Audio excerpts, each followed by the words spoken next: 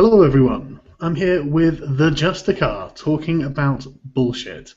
We're going to be just shooting the shit, talking about recent happenings. So if you're watching this at some point in the distant future, it's probably not that exciting. But how you doing, man? You all right? Oh, I'm doing well. How are you? Very well, thanks. This is the first time we've talked, then. Yeah, I know this is our it's our first time. It's weird, isn't it? I've known you for quite some time now, comparatively on YouTube, and I'm surprised this is the first time we've done a stream. Don't know why we haven't. Well, just make sure at the end of it you compliment me on how good my stream was. I like my stream to be complimented. I will. So what was the thing you just mentioned before we went live? It's just a headline right now. Some gal named Jessica Chambers was doused in lighter fluid, I guess, and set afire. I am told that her murderer, I guess he is, was a black guy. And I noticed that this is not exactly front page news on CNN, unlike the Ferguson debacle or the New York debacle. Yeah. No, this is one of the strange things about social justice warriors, because it's a woman who's been abused, but it was by a black guy. So how do you spin that? Wow, it's the progressive stack, isn't it? You know, who's got the least privilege in this situation? Because that's the real victim. Obviously, you can't go say, oh, those black people, or you can't do that. Exactly. Like you can in Ferguson. So. Yeah. But I'm getting some interference through again. Oh, I'm so sorry. It's okay. Oh, I should put a link to this so that way everybody can find this. Sorry, everyone. We're waiting for just a sort of technical difficulty now. Yeah, I'll tweet the I found the mentioned, so just tweet it out. By the way, we are in the midst of a bit of a storm here, so if I suddenly go off the air, it's because my power went out. Ah, right, I see. But yeah, it's an interesting one, isn't it? You'd think that being a woman, that would be more important than him being black, but I don't know how it works. Yeah, I don't know how it works either, but it'll be interesting to see the story that this doesn't become. Pony Slay Station is telling you that your microphone is seriously bad. Yeah, well, it's a bit long in the tooth, and there's nothing I can do about it now. It was working fine the other day. And then, have you tried jiggling it around? Are we still talking about the microphone? Yes to both. Oh.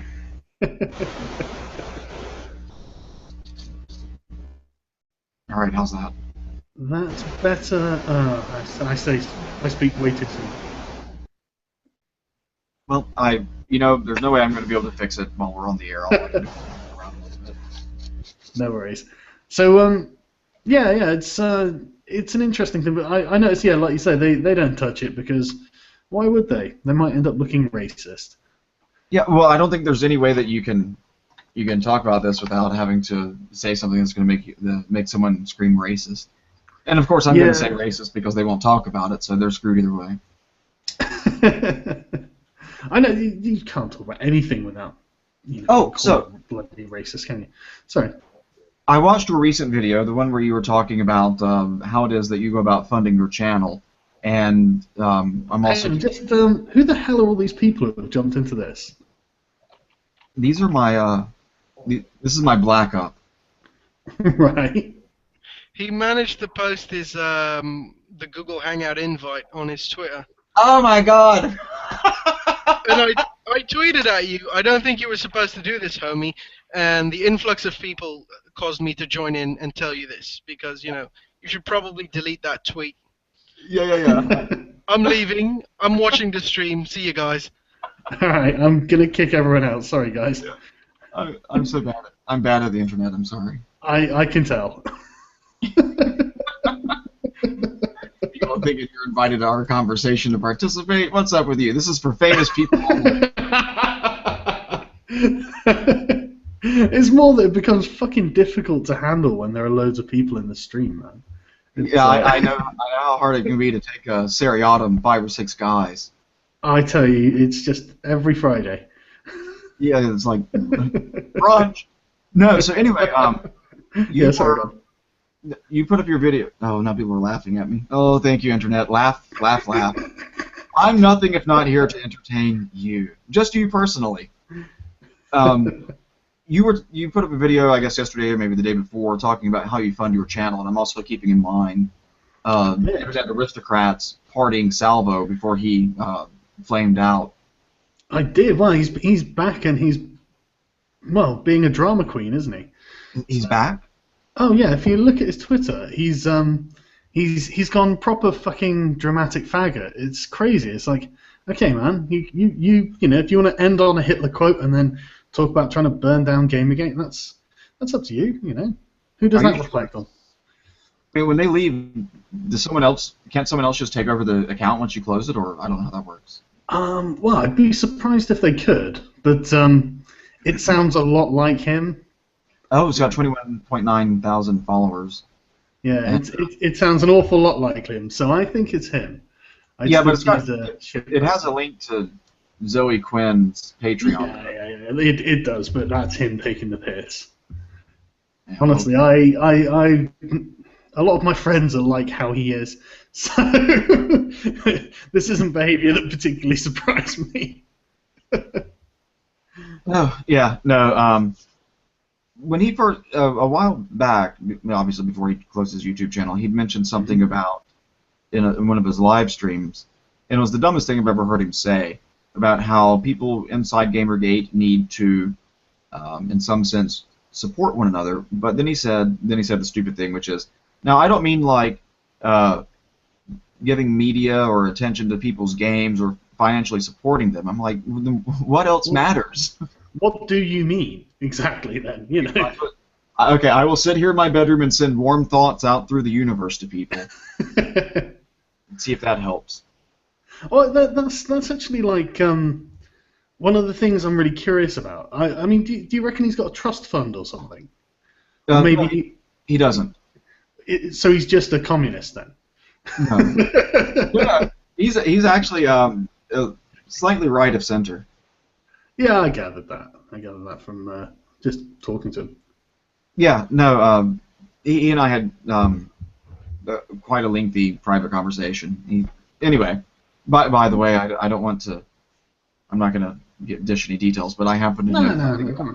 I happen to know something about the age of his ambiguously aged cock. Well, what decade is it? I said I'm not telling you. Oh, okay.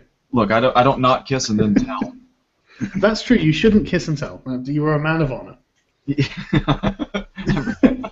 I got to protect my lady's honor. But I tell you, I think it's him using his internet aristocrat account on Twitter because it sounds very much like him. The other one that was claiming to be him, that's obviously not.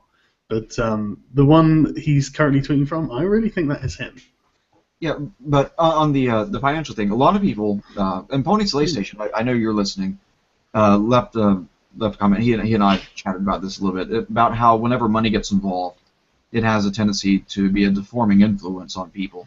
And you and I were talking about this yesterday or the day before about don't pander. Yeah. I fully agree. It absolutely does. That's actually why I just decided to show everyone what the deal is, because I mean, there was some. I made that video for Social Justice Warriors. I know it sounds terrible, but I really, maybe for myself in the future as well. But I'd had like an argument with Pixie Jenny and some Mangina supporter of hers on Twitter, and it was quite a lengthy argument. But I think I managed to win because she called me a fuck or a shit or something at the end of it. So I think I won. You say it was a lengthy argument. Was it like 145 characters? More like 500 tweets of 140 furiously compacted statements, character statements. Did you have to do like Anita Sarkeesian and spend a couple of hours coming up with that one tweet? Basically. You know about that, right? No. No, what was that?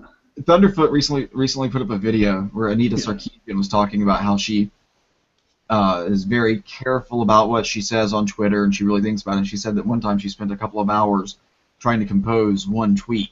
Jesus Christ, really? Well, I don't believe what she says. Well, yeah, I'm guessing that was a slip of the mind that kind of made her look like an idiot. I mean, maybe it was the most beautifully crafted tweet it is possible to tweet. It made Cicero lose. Yeah, exactly. Yeah, exactly. The ghosts of Roman orators are just like, my God, that was amazing. They're like, brevity is the soul of wit. Ah! Yeah, Oscar Wilde's just like, bravo. I wrote a pretty slim book, and I thought I did good. Fuck this shit. Exactly. Talk to me, feminist frequency. But, yeah, I was like, a couple of hours. I've written term papers in less time than that. But the whole thing was that basically they were like, well, why do you think Kotaku should have an ethics policy if you don't? And I was just like, right, okay, I'm not a fucking journalist. I've never claimed to be a journalist, and I run a YouTube channel as an individual. You are what you're supposed to be, a news site. Of course, Kotaku is actually a pile of shit, but that's, by the by. That's right. But, take Fox News, MSNBC, and CNN. I don't have any problems whatever with organizations like that having a political leaning. What I have a problem with is they're having a political leaning while claiming that they're being fair, balanced, and neutral, because they're anything but. I'm not a journalist. I don't claim that I am, I don't claim to be a news source. I am a guy who talks about topical issues in some cases, and in some cases not, and I give people my opinion, and I tell you why I think other people are retarded. But I don't claim to be a journalist. Well, that's the thing. If you claim to be a journalist, you have to act. Bragging is not free. Yes. One of the things that people come to me quite a lot with, like, what it would really be considered breaking news, and a bunch of times I've had to pass them on to, like, Milo, or just say, look, you'll have to write a blog post that I can then reference, because, I'm not a news outlet. I don't have lawyers. I can't. I don't want to be DMCA'd and all that sort of stuff, and false or otherwise. So all I can really do is commentate on something that has happened. So yeah, that's basically what I say to people. But yeah, the video is just basically to show them that, look, I don't make like $5,500 a month or whatever they were saying that I make, and it's like, Christ's sake. And even if I did, I think I earn it, but. For those who are wondering about the back end of like the CD transaction financial component of this, the Patreon is, I like the fact that it exists. I don't like all of it, but I like the fact that it exists, and it is a good tool for people to use for certain things. But remember, it's in their interest to overplay the extent to which they are useful. So they put your highest possible that you could make earnings on your page. They don't actually report what you really make, which is generally considerably less. Yeah. And the thing is, I like you. I think it's a really great service, because I really would not. I mean, the problem I think in a lot of cases is middlemen. And it really does just cut out the middleman. If you're a musician and people like your music, they can literally donate to you to sustain you doing your music and all that sort of stuff. It's a great concept.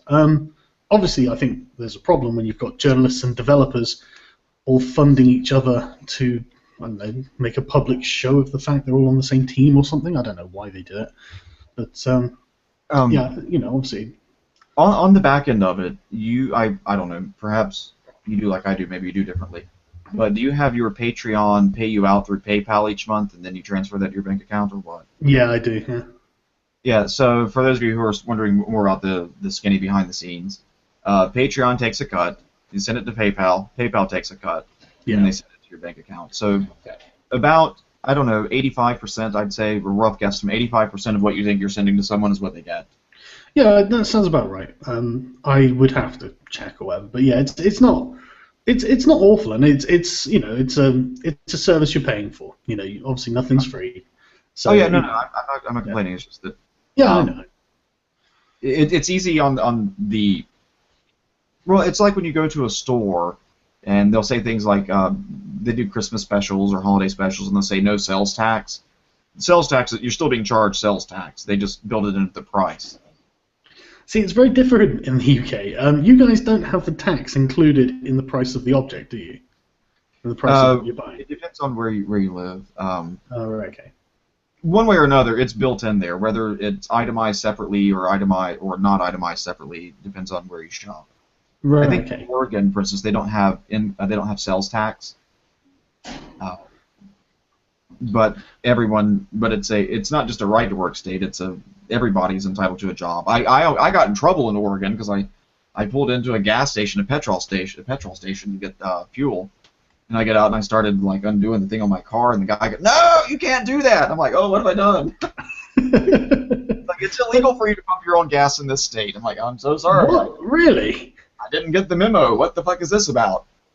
Yeah. The way they get around having sales tax is that everybody works. Right. Okay. So I'm like, oh my god. In this country, it's just all of the tax is effectively given to you in the price the shop floor, so you don't, because that's honestly, I find it really strange that they'll say, right, this costs like $1, and then you'll get there and it'll be like $1.17 or however much it actually is. I find that really strange. That's just the American way of reminding the customer, here's what I wanted and here's what Uncle Sam wanted from you. That's a good way of doing it.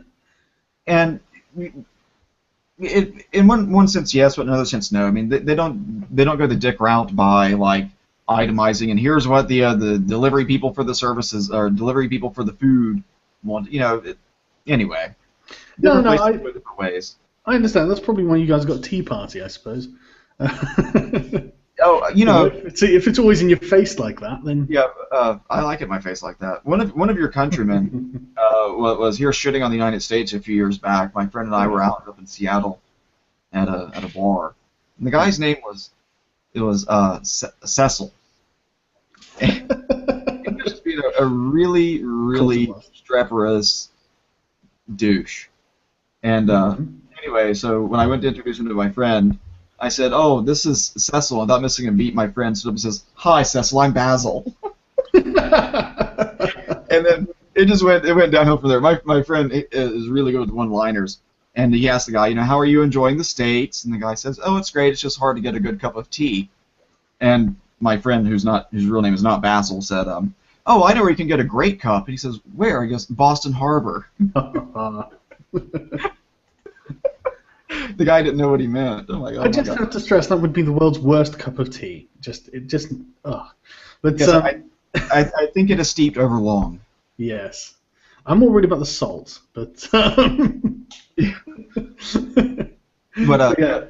No, my friend comes with the great one-liners. This guy was like trying to hit on him one night, and my friend was giving him the "go away, you're annoying me" sign. Mm-hmm. And finally, Basil looks at him and says, "Look, dude, I don't want to sound rude, but you look like one side of your face caught on fire and the other side scooted over to put it out." Jesus, that is blunt. Yeah, that's why he's my friend. I like him. I like that. Yeah, I do. I like that sort of thing too. Yeah, what else were we going to talk about? There was. Oh, I was watching a program and that's program in the British spelling. It has all the 57 extra letters, and it was on a debate about whether or not to raise, lower, or keep the same the age of consent in the UK. Right. Is this for heterosexual or homosexual? Just out of interest. Heterosexual. Which, right. It's interesting that you make that distinction because I was having this debate with someone and he goes, well, really, these age of consent laws are to help tamp down the problem of underage pregnancy. And I said, well, first of all, there didn't used to be such a concept as underage pregnancy. It was just pregnancy. Yeah. But once you impose an age of consent, then you can say underage pregnancy. And second of all, it has nothing whatever to do that. If it had anything to do with mitigating pregnancies, then the age that gay people can fuck would be much lower than it is for straight people, since gay people don't make babies. Yeah, and but it isn't. Okay. But anyway, at the end of the day, if you've got two teenagers, then it's really not something that they're going to really consider themselves with, and it really is just for adults. And what's the youngest person they can have sex with, really, isn't it? Yeah, Where do you draw the line? Oh, you know, I don't know. I guess I'd probably say 16, like it is in this country. It seems reasonable. It's 25. I'm a good Puritan man. Yeah, exactly. No, I don't know. I mean, it's fairly arbitrary, really, because what's the difference between 16 and 17, or 15 and 16? You know. Oh, go on. 15 will get you 10, and 10 will get you 20. No, I don't agree with having an age of consent law at all. No? Why not? No, I think they're ridiculous. Whenever you impose an age, which, as you just said, is wholly arbitrary. Yeah. What you say is that 100% of the people below this age are all too stupid to make a decision, whereas 100% of people above this age are all presumptively able to make the decision, and neither assumption is a safe one. Yeah, I agree. I think that it's very. The thing is, it is broad, but I do see why there are people who would want age of consent laws. Oh, I know why there are people who want laws for all kinds of things. It's about control. Yeah, but I mean, you know, protecting teenagers from the depredations of older, presumably men, but I'm sure in a lot of cases women. Yeah. Yeah, I can see that. You know. Then all you need there is a law that deals with consent, where consent has the classical common law definition, where a person is said to meaningfully give free consent when they are not unduly influenced into making a decision they wouldn't otherwise make. How do you prove that, though? Well, you have a problem there. Like with a lot of how do you prove rape? You can't prove every rape that happens. That's true. That's in fact that's something that I'd love to talk about, actually, because not rape specifically, but I know what you have on the mind, sir. You're a man. Admit it. Listen, maybe. No, you know what? Let me just find a link. There was some ridiculous. I'll tell you the rest of the interview. Oh yeah, sorry. Go on. So one of the ladies on it, I believe, is a lawyer, and she was on the "We need to raise the age of consent to 18," I think it was. Now, mind you, that the far left, or the left in general, at least in my estimation, the one thing that they all seem relatively agreed upon is they want to infantilize everybody. So you'll go straight from like infant to just entering adolescence, then you'll be a geriatric, and then a corpse. So the whole concept of young adulthood, adolescence, middle age will be just erased. Because the perpetual. Well, we need a higher drinking age. We need a higher driving age. We need a higher age for sex. We need a higher age for this. Like, holy fuck. I can't even what it must be like to be a kid in America these days, because when I was a kid, I didn't worry about any of this stuff. You know. No. Age of consent. Yeah. Let me tell you, when I was having sex, you know, what we really talked about was, hey, are we in compliance with the age of consent laws? That's not the discussion we were having. Yeah. No. Oh God, everyone takes things so seriously. So she goes on about this, and the lady who was opposite her said, well, what about your grandparents? What age were they in a relationship and, you know, essentially playing house? Mm-hmm. So she tells me, and the lady says, so essentially your grandfather was a rapist. And how old are they? They were 14 and 15, I think. Yeah, that sounds about right for that sort of time. Yeah, and she said, so essentially your grandfather was a rapist. Like, he'd, you know, your grandmother and your grandfather would be sitting there chatting, have a glass of wine, he'd rape her, they'd watch some TV, he'd rape her some more, you know, they'd go play some pinochle, he'd rape her again. And she'd tell him how much she enjoyed being raped. Yeah, exactly. And then they got, anyway, so the lady says, she's kind of smiling, she goes, well, yeah, but it's different. I'm like, no, it isn't. That's the thing. Oh, yeah. If I talk to someone, and when they bring up, you know, I've been raped or whatever, and they say it as blasé as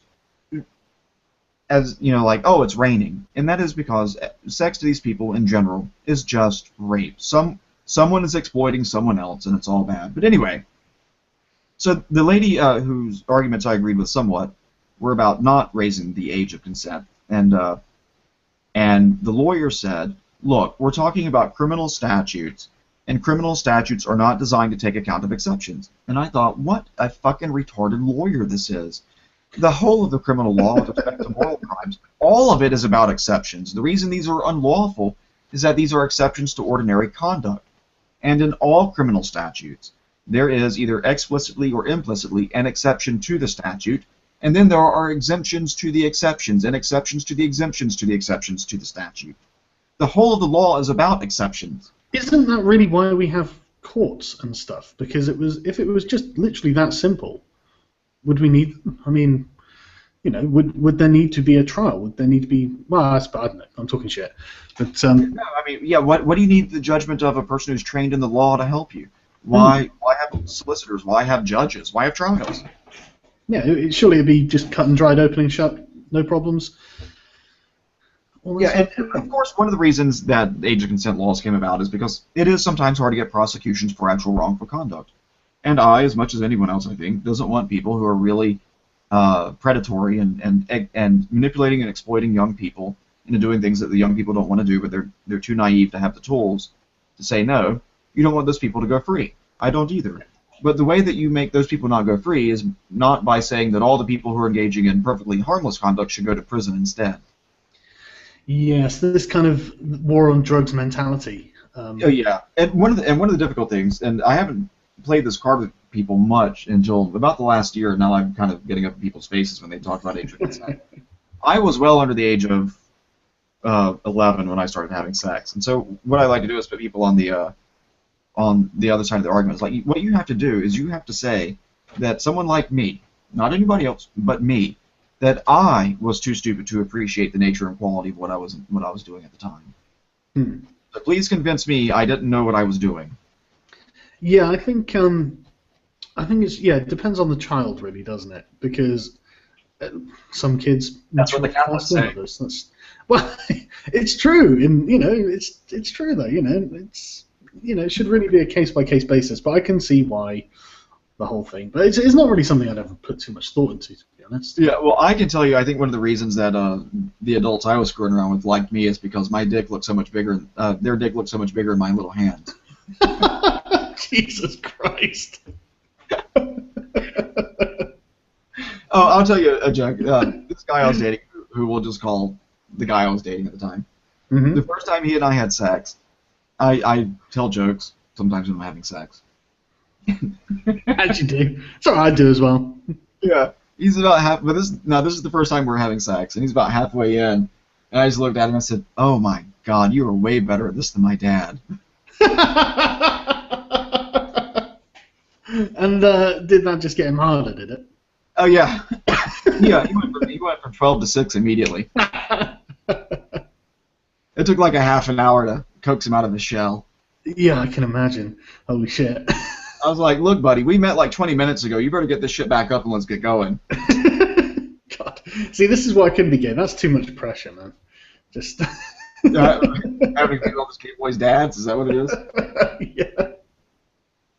Oh, well, Stefan Molyneux, right? I do know. Well, I know of Stefan Molyneux. Yeah, did you see his sophistry video? Say what? He did a video called Introduction to Sophistry.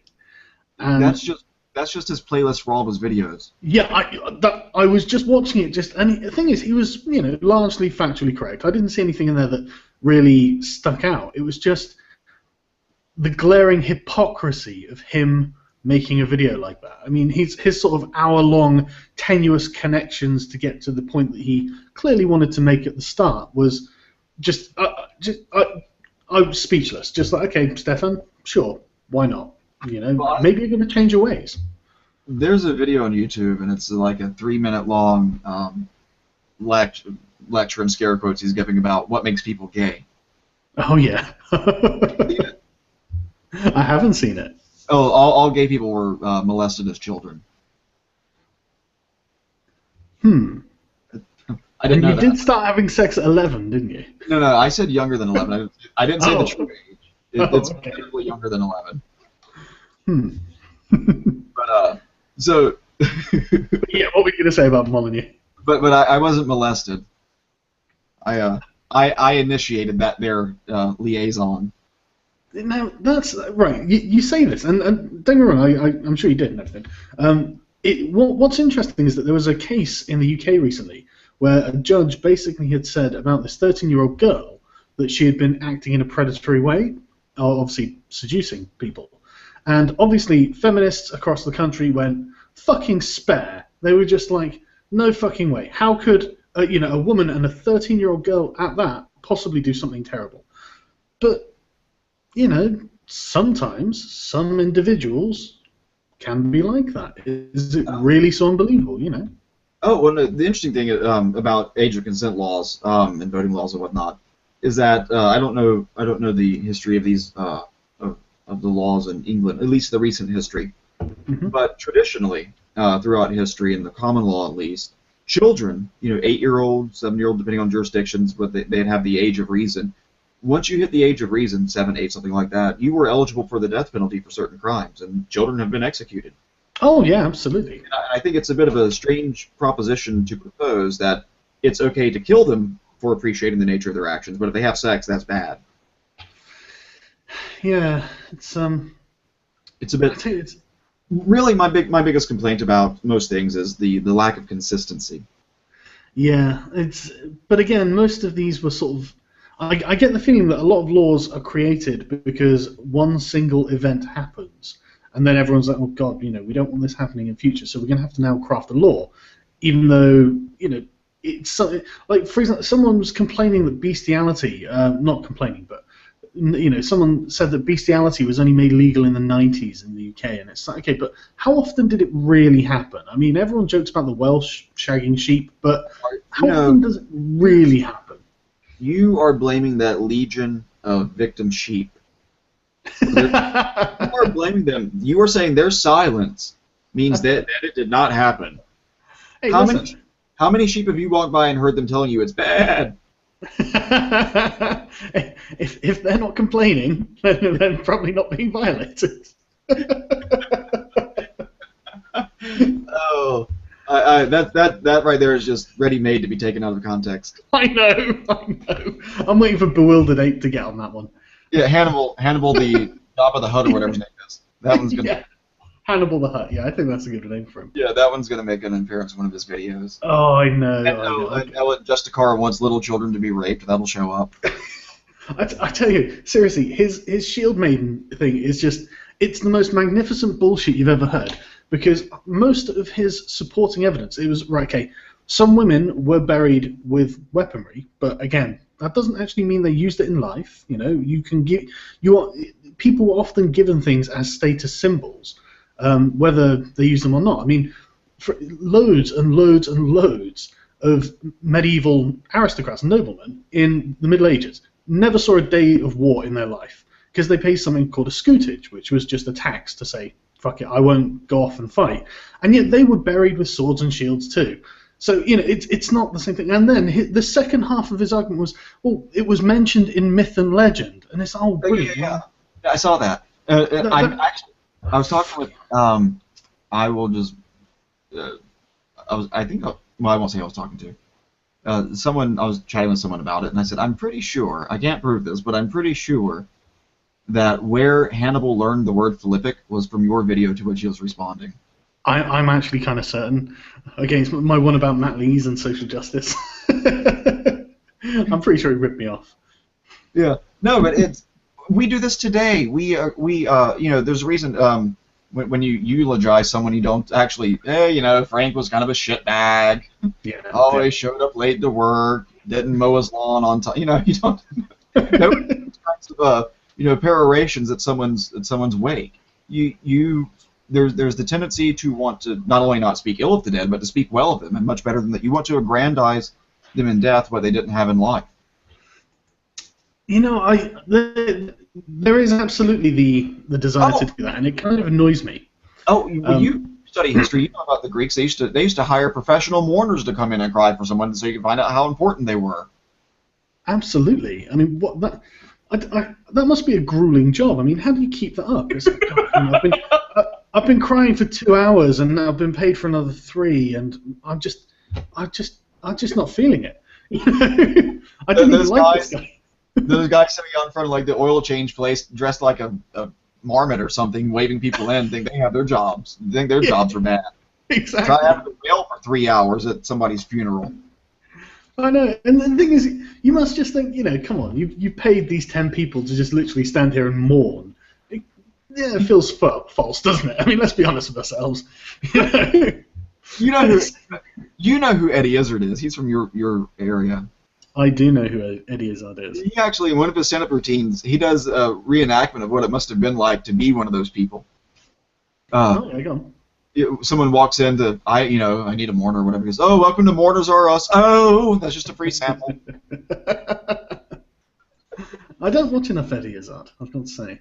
Yeah, and then he goes through like a price listings, like for 10 denarii, we'll stand here about 3 paces back, just looking slightly ticked off. But yeah, what a weird job that must have been. Well, you know what, you say that, but a lot of them were kind of, I mean, they're the sort of people who had been fucked in the ass since they were kids as part of society's norms. So, having people crying. I go with the wrong era. You did. Honestly, you really fucking did. So, yeah, having someone crying at your funeral, being paid for it, is probably not that weird, You just let out your childhood, all your pain. Just let it out. Let all of it out. It wasn't paid. That was therapy. Yeah, exactly. They had plenty to cry about. So you were a catamite for how many years? 4. Oh, you'll be a good mourner. Exactly. No, it's speaking bit of a sideways approach at this. No, go ahead. But on the nature of whether or not a person's sexual orientation is fixed by nature or whether it's in part environmental. Mm-hmm. A lot of people seem to get perturbed with me when I don't agree that it is entirely nature. And the reason I don't is because of civilizations like the Atoro people. You may or may not know of them. I actually don't. They're a tribe in Papua New Guinea in that region. Right, okay. And they have some rather strange religious beliefs. I guess we'd call it more like cult or whatever. But anyway, they have strange religious beliefs that the way that young boys grow into men is by taking in the essence of elder males in the village, and giving your essence is what causes people to age and to die. Why they keep doing this, I don't know, but they do. And right, so we're talking sort of pederasty. Oh, well, no. There was something that's called the schism, or the schism, where... Are you making this up? No. Well, this is the official name of it. That's what I call it. There are 2 tribes. One's the Atoro people. I don't remember the name of the other one. The Atoro people, the way they... the tender mercies they give the children is that the boys, starting at age 7, have to blow the adults and swallow for them. You are joking. No, this is true. I'm looking this up. No, look it up. Etoro people. Etoro. Are you sure it's not O? Etoro people. Right. Okay. But yeah, carry on. Carry on telling me. Oh my God, you're fucking hell. Right. Well, I didn't make that up. You didn't, and you were definitely born in the wrong culture, weren't you? Darn. Oh, the vicissitudes of being a privileged white man, I know. Jesus Christ. No, so anyway, there was another tribe, and way back in the day they had a split over a doctrinal issue, and so the village down the road, they think that it is grotesque, immoral, and reprehensible to administer it orally, so they give it to them anally. Oh. And, yeah, so they had this big rivalry in this. Anyway. I can see that that's the sort of thing that causes wars. Is it in the ass or in the mouth? I mean, look, how are you fucking your boys? Is it... No, you're doing that wrong. How the fuck are they going to ingest your life force through their ass? That is ridiculous. I can see like a convocation of like the wise men of the village getting around trying to settle this diplomatically. I say, old sir, we think that you should shoot it down their throat. Oh, that's blasphemous. It's up the ass or nothing. Yeah. Go big or go home, motherfucker. Jesus Christ. So anyway, you have those societies where all of the men engage in homosexual practices almost exclusively. They only have sex with women to make more kids. They don't do it. They don't do it recreationally.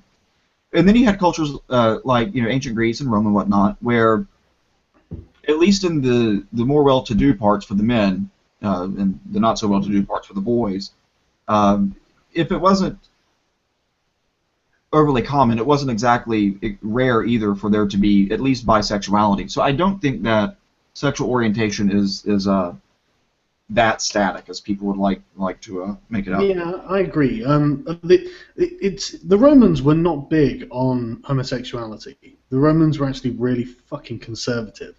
But the Greeks were very liberal when it came to that sort of thing. Pederasty was quite common. What part of Rome you're talking about?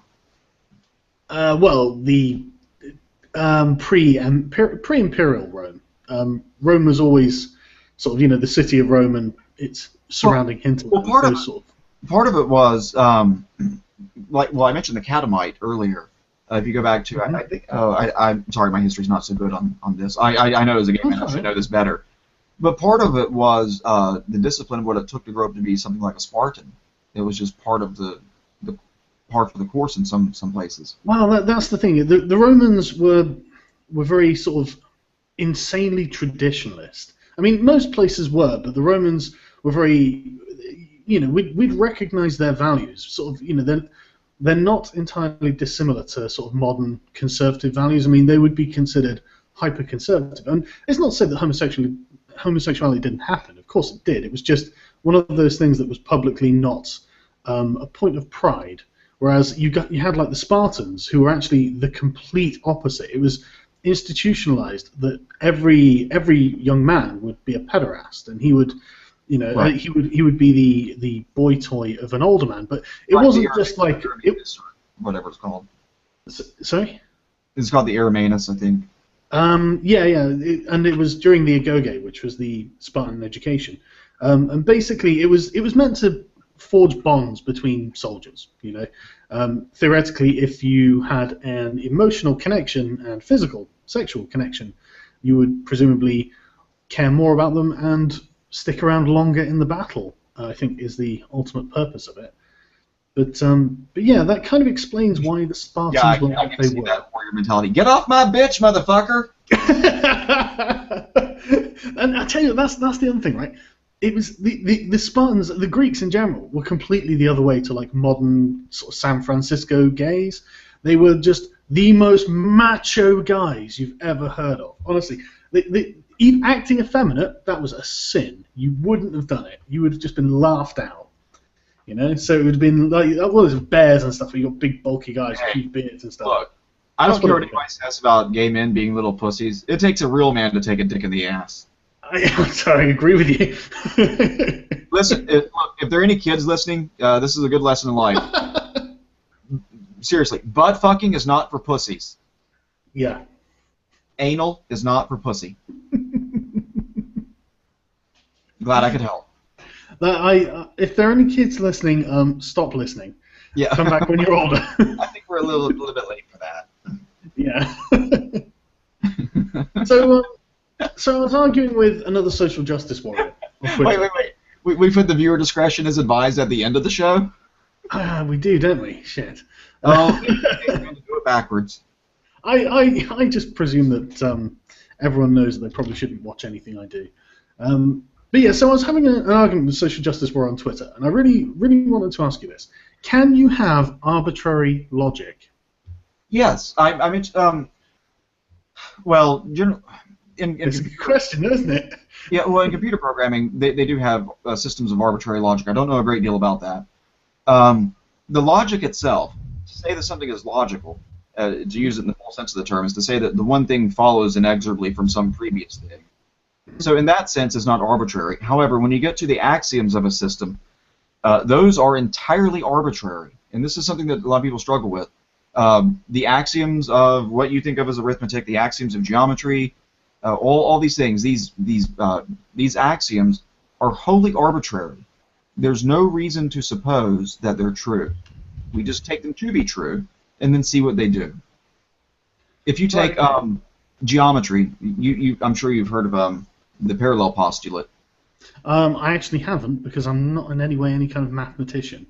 Okay, it's Euclid came up with 5 postulates that form the basis of what you would have studied as geometry at the high school level, planar geometry. Yeah, that was about 20 years ago. Yeah, you have 5 postulates. The 5th one is commonly called the parallel postulate, which just it's a postulate that you can't derive from any of the other 4 postulates. They're axioms now, but they were postulates back in the day. And it just says that it just deals with one line. Any 2 lines that are parallel don't intersect. Well, if you relax that 5th postulate, that 5th axiom, and you let parallel lines intersect, you come up with a new system of geometry that's perfectly sensible and perfectly reasonable, and indeed quite useful. So there's no reason whatever to prefer one set of axioms over another set of axioms, because neither is intrinsically related to the properties of the universe. They're wholly arbitrary. And in fact, if you look around, you, you'll notice that most things aren't perfectly flat anyway. Yeah.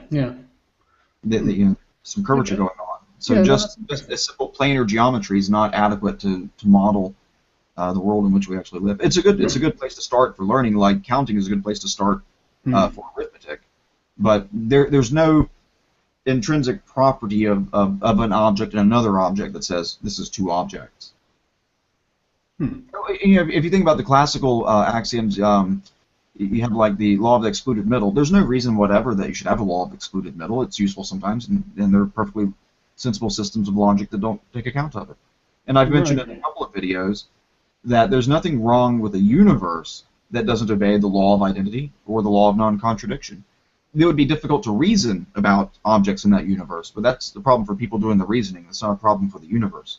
Yeah, why would the universe care? Yeah, I mean... Okay, that's interesting. That's something, because I was just looking at the definitions thinking, well, that doesn't seem to mesh. I mean, arbitrary means without reason, and logic is a method of reasoning. So yeah, once you get some axioms, you'll have some theorems that depend on the axioms, and from that you can derive other things in the system. But at the outset, coming up with what the rules are going to be is that's arbitrary. But once you establish that, if there's anything that's arbitrary in the system, that's not a very good system of logic.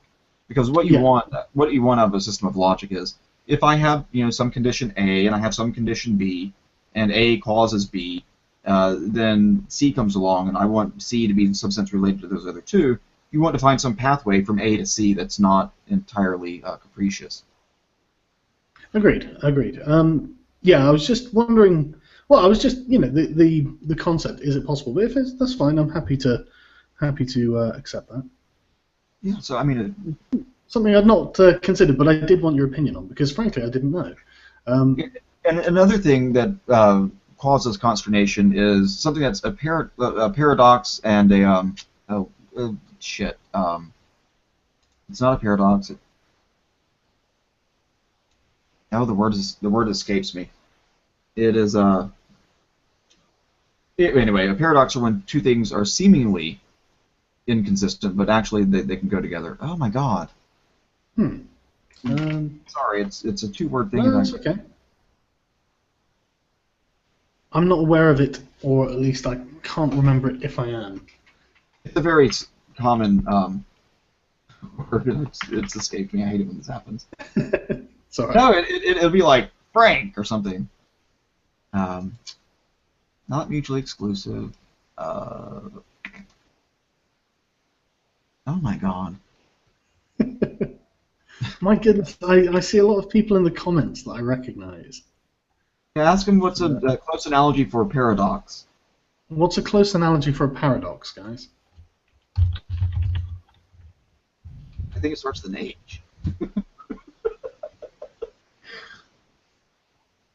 Well, I mean, synonyms would be a contradiction, inconsistency, incongruity, anomaly, conflict.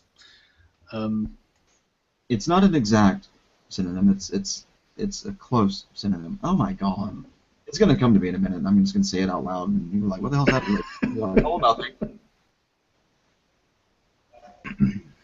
So a bunch of people were asking what was the deal with King of Pole. I don't know what the deal with King of Pole is, guys. I haven't spoken to him in a while. I should do, really. But fuck knows. You'd have to ask him. I think it's just everyone. Well, he seems to have gone into like hyper defensive mode. I don't know who this person is, actually. Oh, he's a dude who used to do streams. He was alright, you know. I thought he was alright, but I don't know. He's gone off the rails somewhat, I would say. But I don't know. Fuck it. Say feminism. Why am I saying feminism via Mono? Verono? I can't pronounce your name.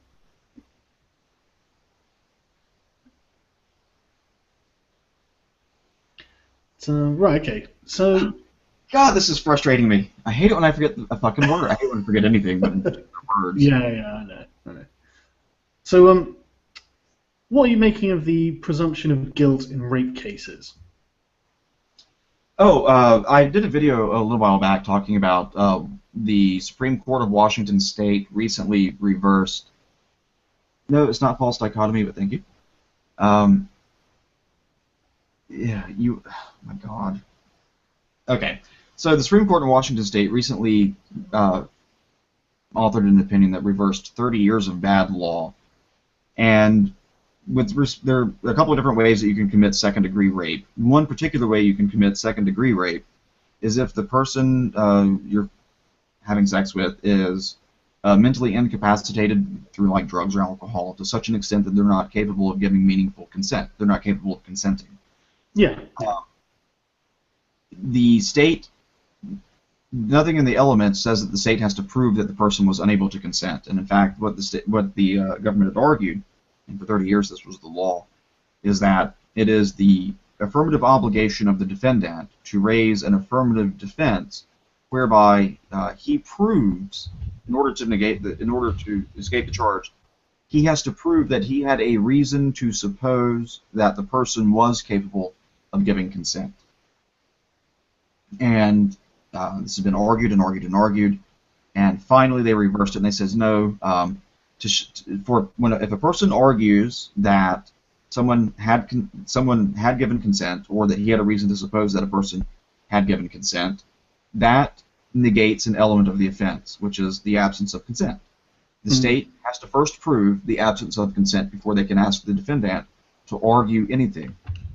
Now, in a case 2 years ago, which was kind of the foreshadowing of this, a case called State versus Korstein, or Korstein, Brandon Korstein, there was he was living with his fiancée, and they got a new roommate, another woman, and there was a party going on, and the other woman had been asking him to go upstairs and to fuck her. Please come upstairs and fuck me. Please come upstairs and fuck me. Please come upstairs and fuck me. So at his wife's bachelorette party, I know he sounds like a real winner. Yeah, he goes upstairs. He finally goes upstairs and he fucks her, and then she screams rape. So he gets convicted of second-degree rape because she had been drinking. Now, everyone at the party had said that she was up, walking around, she was coherent, she didn't seem drunk, she wasn't staggering and stumbling and stammering, and that she had in fact been asking him to go up there and do the deed. And then finally he went up there with her and did the deed.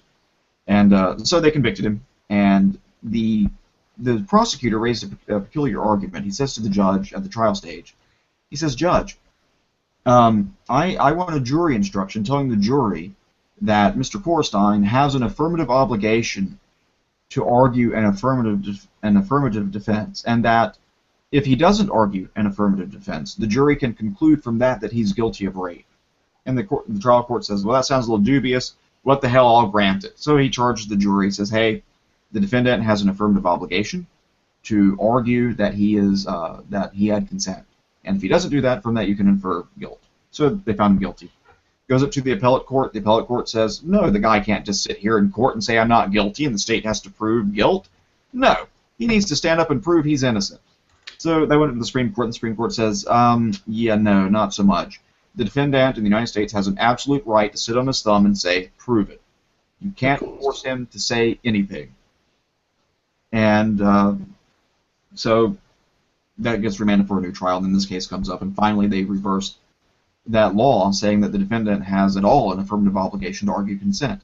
First, the state must prove that there was no consent, which is a great way for the law to be. I do not like affirmative defenses in general. I don't like anything that shifts one iota of burden from the state to a criminal defendant. Yeah, for me, it's more the person doing the accusing needs to provide some kind of evidence. I'm not so much worried about the state, but I mean, obviously, it is a worry. Well, the state's the accuser in this case. Well, yeah, in this case it is, I suppose. Or they represent the interests of the accused. Well, the accused. Fair enough. Just the very notion of a presumption of guilt really bothers me, especially in cases like rape that may well not actually leave any evidence any significant period of time after the fact. How the fuck are you going to prove you didn't rape someone? I mean, what evidence are you likely to give? Especially if you have had sexual intercourse with that person. I mean, what can you do? Well, one of the problems, and I've said this in tons of videos, and I'll keep saying this till the day I die or people start listening, is the whole notion behind telling a putative rape victim that what she really needs to do, always a she, what she really needs to do is to get in a good emotional state first, get to where she feels comfortable, blah, blah, blah, take care of you, and then later on go talk to the police. No. The first thing you need to do if you've been raped is call the police or get to a hospital and have everything preserved. Yeah. That's the very first thing you need to do, and for a couple of reasons, one of which, the whole time you're sitting there worried about your hurt feelings, a rapist is out there running around. He could be raping your neighbor or your daughter or your he could. Rapists tend to be people you know, so maybe he likes you and your sister. So there's that. Two, every second that you sit and wait, evidence both on the alleged rapist is decaying and evidence on you is decaying. So by waiting, every rape victim who decides to wait, and I'll just assume that it's an actual rape victim, the longer that she waits, the more she's guaranteeing, the more she's making it probable her rapist will go free. Because she is destroying evidence just by sitting there. Yeah, this is what really annoys me with the Bill Cosby thing. It's like, 30 years ago he raped me. And it's like, well, so what do you want anyone to do with that statement now? You know? Well, why did you wait? Let's go get rape kits. Yeah. But all that can happen now is that Bill Cosby's reputation is slandered and defamed. You know, we can't prove it. You know, he's never going to go to jail for that because there's never going to be any evidence for that. So, it's your word against his, and then I really have to ask you, why did you wait for 30 years? I don't. I mean, think about any other crime, and where you would get that advice. If your house if someone's broken into your home, don't call the police. You'll get the immediate advice. Get somewhere safe where you're physically safe. That one's smart. I mean, physical safety takes precedence over evidence collection. Yeah, but they don't say sit around for a few days and come to terms with the grief that you feel about your TV getting boosted. I mean, maybe we're being really insensitive because I can understand how it would be a traumatic crime. I really can. So it's a traumatic event and stuff. But at the end of the day, you really do have to get past the emotional guilt or grief, and at least talk to someone who isn't feeling that. Just okay, I was raped. Collect the evidence that you need to collect, and now I'm going to go for counselling, which, fine. But I think we could just appeal to good old spite. Get that motherfucker back and do it quick. Yeah, exactly. Doesn't that work anymore, Don't you want your revenge? Yeah, it doesn't need to be any high-minded ideals about justice. Get that motherfucker back. Retribution. Yeah. I just, someone in the comments pulled me up about homosexuality in Rome. So I just want to clarify. I mean, if you look at the Wikipedia page, I should have stressed actually. It wasn't all homosexual sex. It was homosexual relationships between adult men that was frowned upon. For example, I mean, you could fuck your male slaves. You could fuck young boys if they were, freed slaves or probably plebeians or something like that. But freeborn male minors, according to Wikipedia, were strictly off limits. And I imagine that the problem was that if you were going to engage in a homosexual relationship, one of you is going to have to be the taker, and it was the feminine role that was considered a bad thing because Rome was pretty fucking patriarchal. Well, that's why they used to do the intercorporal sex as opposed to actual anal sex, because the anal sex was supposedly a denigration to the catamite. And so they would do it just between the thighs. Yeah, They had a whole system worked out for this. Apparently, they did. Some thought went into this. They did, but what I was trying to say was homosexual relationships rather than the actual. Yeah, like marriages. Yeah, no, I know what you meant. Yeah. That, just because people in the comments are like, oh my god, you said something that might not be, no charity there. What do you guys think I'm talking about? For Christ's sake. Yeah, can I take like 30 seconds to go grab a Dr. Pepper? Yeah, go ahead. Thanks. I'll be black in a minute. yeah. So I can be quoted saying you can fuck young boys. So okay, I'll go through some comments. How's it going, guys? Okay, will I? I can't find any questions. Okay, I won't. But in ancient Rome, you would, you'd be able to have gay sex. But the point is, it's different from the Spartan system where every young man would have expected to have been engaged in this in their life. So the Romans were very different. What is this hashtag free Sargon thing? Where have I been banned from? I'm not aware of where I'm banned. So wherever I'm banned, I clearly wasn't going there very much.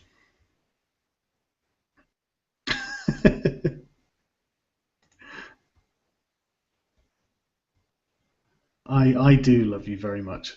Slime BKYD. Have we spoke about the Stardock CEO? I don't know anything about the Stardock CEO. What's going on with that? Why am I such a fag tonight? I'm a fag every night. Integral Math is homo, but he's not as black as you think. David Pakman's show interview with Mercedes Carrera. I haven't seen it. I will probably watch it, and then I'll probably whack off to it. And I'll send the results to David Pakman. How do we combat neo-Marxism? I don't fucking know. I honestly really don't know. I would have thought that telling people about it would have been enough, but apparently it's not. So fucked if I know. But I tell you what, I've been reading a lot of academic papers by certain members of Diagra recently, and my goodness, it's such trash. It really pisses me off, right? Now I'm not an academic. I don't read university papers often, but it doesn't seem to me like there's much sense in rearranging a sentence to make it sound more complicated. I think that if you are dealing with actual issues, actual complicated ideas, you would probably want to write them in the most straightforward way you can, just to make sure that, the other people reading your paper will be able to interpret what you're saying correctly. And that's this fun. She's got this funny habit of putting the end of a sentence first, then comma, and then the beginning of the sentence. So in each sentence, you effectively have to rearrange it to just read it properly, and then it reads completely normally. And so it's just like, why are you doing this? And I can only assume that they're doing this because they feel the need to make themselves sound more intelligent, make their papers a lot more opaque, because it really is difficult to read. And it's not because the concepts are hard to understand. It's just the fucking word salad is such an annoyance. It's so dull. And they've got this real habit of going off onto tangents as well, where they'll start talking and as if like they'll give quips and quotes that they seem to think is, I don't know, intellectual, but it's just a waste of time. It's just a complete waste of time. Sorry, right, I'll get through some of these questions. Sorry. Yeah, I was back a little while ago. I was listening. I think Viramono, I don't know how to pronounce it still. I think a lot of people in these circles in academia do that in order to act intellectual. I mean, I read some other papers by some other academics who I would actually consider to be intellectual, and they wrote their papers in a very straightforward manner. I was just having trouble keeping up with the concepts because the concepts are difficult. The word is oxymoron. Oh, it doesn't begin with H, does it? But yeah, so that's just something. Sometimes H's are silent, so you could put an H there and it wouldn't matter. Yeah, someone says postmodernism, which is about making it sound more complicated, as I say. Yeah, I think that's probably true. I think it probably is postmodernism that I'm running into here. It's fucking ridiculous. What's your opinion of EA hiring Anit Sarkeesian for Mirror's Edge 2, Justicar?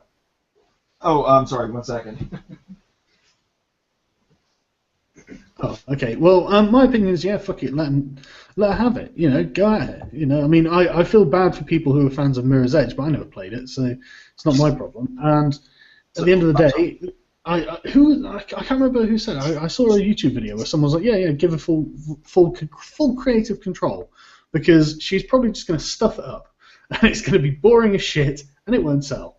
And you know, one of the things they constantly complain about in these diagram papers are market logic, which I assume they mean capitalism, and you know, the inevitable market logic of supply and demand. And they're always going on about this. And for me, I personally think that it's a good thing. I think that things should be, you know, it's as democratic a method of operating a system like this as I can imagine. I'm sure everyone saw Jonathan McIntosh's comment where he's like, the free market's evil, it needs to be destroyed and replaced with a participatory democratic process. And it's just like, do you mean it needs to be replaced with a free market, Jonathan? What would that be?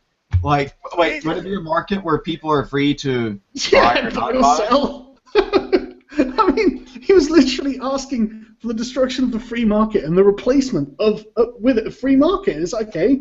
And that's Jesus, like a lot of effort. That's a lot of effort to get what we already have. Yeah, exactly. We could just carry on as we are, could we not? But he's looking at people who's going to turn that motherfucker around 360 degrees. And walk the other way. He's the sort of guy who can actually. I don't think he understands his own thoughts. I think that's the problem. Well, I think that you're giving him a little too much credit by referring to those things as thoughts. Yeah, that's true, because not every straight rubbing together of chemicals in the brain is a thought. Constitutes an actual chain of thought, doesn't it? I mean, there's this one video of him that everyone's got a screen grab of, and they Photoshop something in between his hands, because he sat there and he looks like he's been on like a 3-day bender, or maybe he's been dead for a couple of days, and they've just pumped him up and got him moving.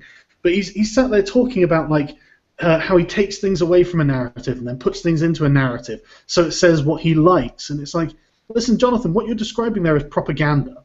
You know, what you're describing there is dishonesty, you know, and you're saying that this is your job and you're very proud of it. Did it ever occur to you that if you fucked Anita Sarkeesian, you'd look a lot like that too? No, it didn't. And it probably would be true, wouldn't it?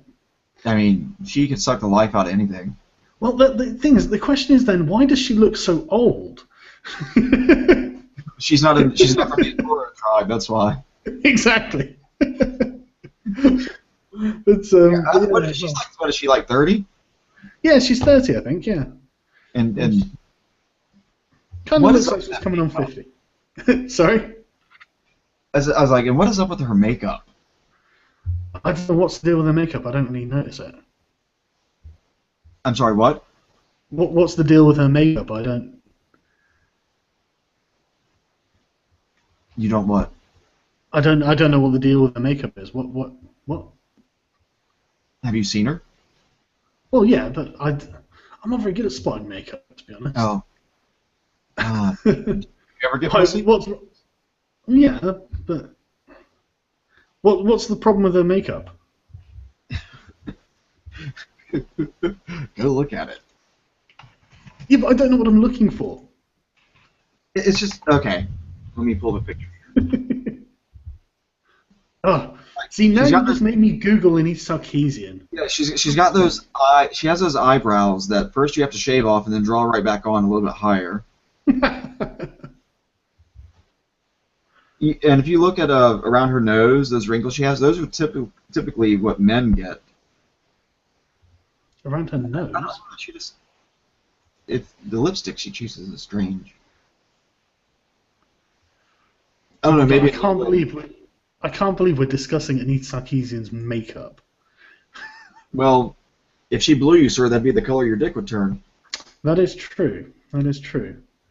But yeah, no, I tried to look at her as little as possible, to be honest. Just in case anybody's wondering, if you ever pull your dick out and it's that color, I'm not touching it. I'll be like, oh, I'm not taking her sloppy seconds. Right, okay. Someone's just posted. Stardock CEO Brad Wardell was attacked by Zoe Quinn. He wrote a blog post about it, and something has happened. But what did she like get him with a knife or something? I don't know what's happened with her. But yeah, do you want to answer some questions from the chat for a minute while I go get a cup of tea? I can't see the chat. Oh, can't you? No, Can I you can't. can you see Twitter?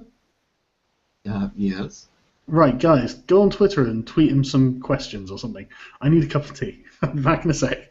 Tea. Oh, how British. Listen, don't judge.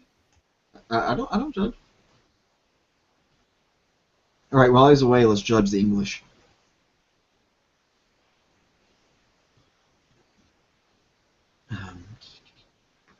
Let me pull up his Twitter stream and see if I can crib some questions.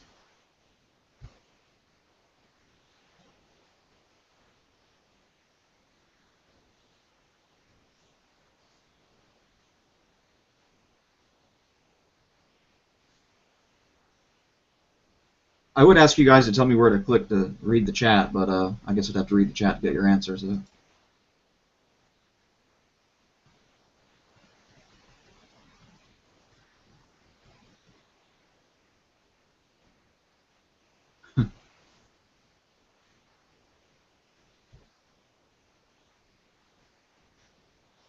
So no questions.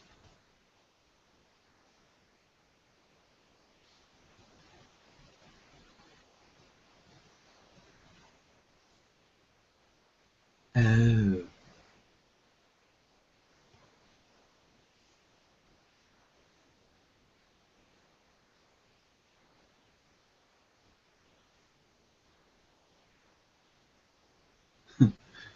Okay, I'm getting chats through BattleNet.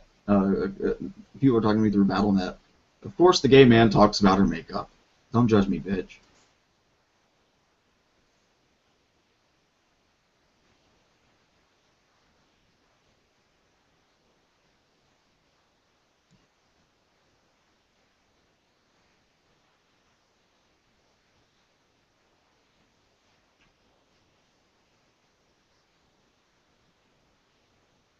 Oh. Well, I bet if I go to the live stream feed, I can watch it and see the questions that way. It's not a makeup.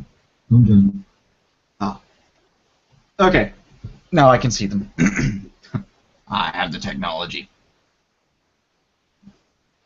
I heard the Falkland Wars started because an Argentinian tourist in England insulted the tea.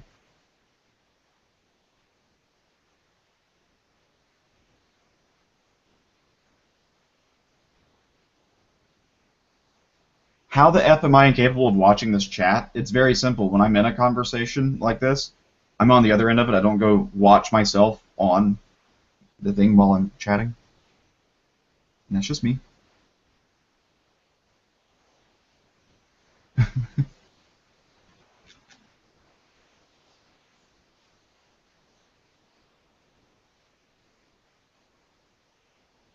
Oh, you guys want my BattleNet? It's the Justicar number 1596. The number sign, the pound sign. Pound sign. And for those who are wondering, that would be the American pound, not the British pound sterling.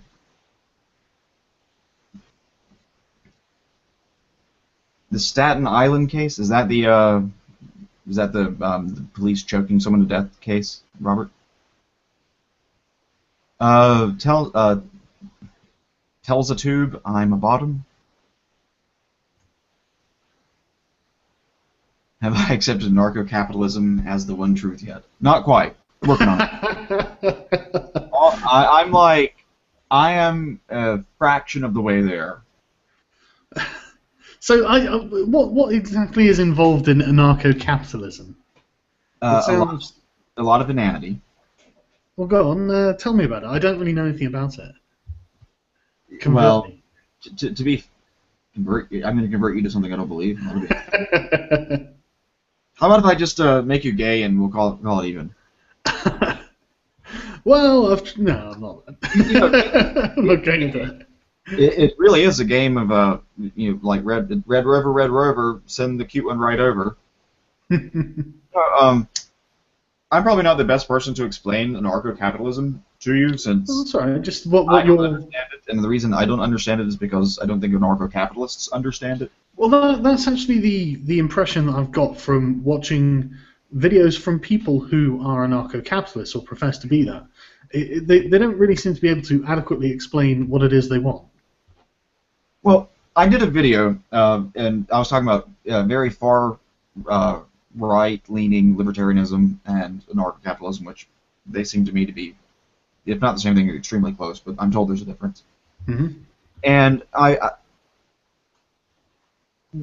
the general mantra is a good one. We want a voluntary society. Well, who could disagree? I want a voluntary society. Oh well, this is feminism all over again. Brilliant. Yeah. Go on. Oh yeah, no, I agree. Yeah, I don't want stormtroopers shooting people all willy-nilly, raping people in the streets, beating babies to death, beating people to death with dead babies. I don't want that either.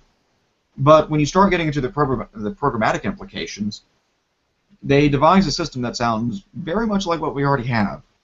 For instance, one of the things that'll happen is they'll describe something and they'll say, if the free market does it, it'll work out, but if the state does it, it'll be bad. So apparently what really matters is the label that you put on something. If you call it the state, bad. If you call it the free market, good. So what they're asking for is sort of like some kind of like unfettered capitalism, where it's just no oversight whatsoever. Yeah, well, it is anarcho-capitalism. Well, yeah, no, I gathered that from the name, to be honest, but I didn't want to, attempt to read into just the name, because feminism, I guess, it's taught me lessons. One of the problems I run into when I talk to these people is I will tell them what my understanding of the position is, and then they'll tell me that whoever's told me that doesn't understand what anarcho-capitalism is or what libertarianism is, big L libertarianism. Mm-hmm. And I have a very difficult time when I ask libertarians and anarcho-capitalists to tell me who are the few true libertarians and anarcho-capitalists who, if I go read what they write, people will accept that as being canonical. And I can't quite get any names, because no matter who they tell me, I'll go, well, this person has this position. Well, I don't agree with that. Well, okay. So it's remarkably similar to feminism in the method of operation. Wow, Justicar, way to deliberately make their argument sound bad. If someone can make their argument sound good, they should hire you. They need you for PR. No, it's not minimal regulation. It's no regulation. So it's an extreme form of minimal regulation. And yeah, sorry. I got invited on to talk to some of these people. I begged off. I had a good reason at the time. Now I don't, but I had a good reason at the time. I had a microphone. Yeah. And anyway, and so I watched their stream, and it was false statement after false statement after false statement about things like, if the police come and kick your door down because they're looking for they think you've kidnapped a child and you're raping it in the dungeon or something, whatever it is, and they're wrong, you don't have any recompense against this. You don't have a claim to state against the state. So you just have to pay for that door yourself. Whereas in the free market, if someone kicks your door in, you can sue them and they'll pay you. I'm like, what kind of shit is this? What? Yeah, I'm like, there's no system in the West, at least in the last 250 years, where if the state comes in and destroys your property, the state doesn't have to reimburse you for it. Yeah, no. Here we call it the Federal Tort Claims Act. Okay, but who's going to enforce them to, make them pay what you're suing them for anyway? I mean, private courts? Are you going to pay the court? Or? Their reputation is what they need to protect, so they'll pay those claims. Oh, well, I mean, it's not like there are people who don't give a fuck about their reputation, Gorka. Yeah, this one, the non-aggression principle. I've had this explained to me, Stormcrow. I'm glad you brought that up. The non-aggression principle, which sounds like a good one. Don't go around inflicting violence on people willy-nilly. Yeah. But I posed some hypotheticals about my cooking in my own home. For instance, if I want to cook some methamphetamine or something that releases some mildly toxic chemical, which isn't that far-fetched, it happens all over the place. Of course. And just by the sheer happenstance of the way the wind is blowing one day, it wafts down the road into the yard of some anarcho-capitalist. And do they have the right to come into my house and use force against me to make me stop cooking? And I'm told that they do. So the non-aggression principle to me doesn't sound like really that much of a limiting principle. It basically means whenever I don't like what you're doing, I'm justified in using force to stop you. I'm thinking more, I don't trust some fucking idiot who lives down my street to know what the cause of anything that happens around him is. I can just envisage Bubba bursting in, going, you know, I don't know, you've spooked my cows and now they aren't calving or something. Yeah, well, you do realize that those same idiots are the ones who get hired by the government, right?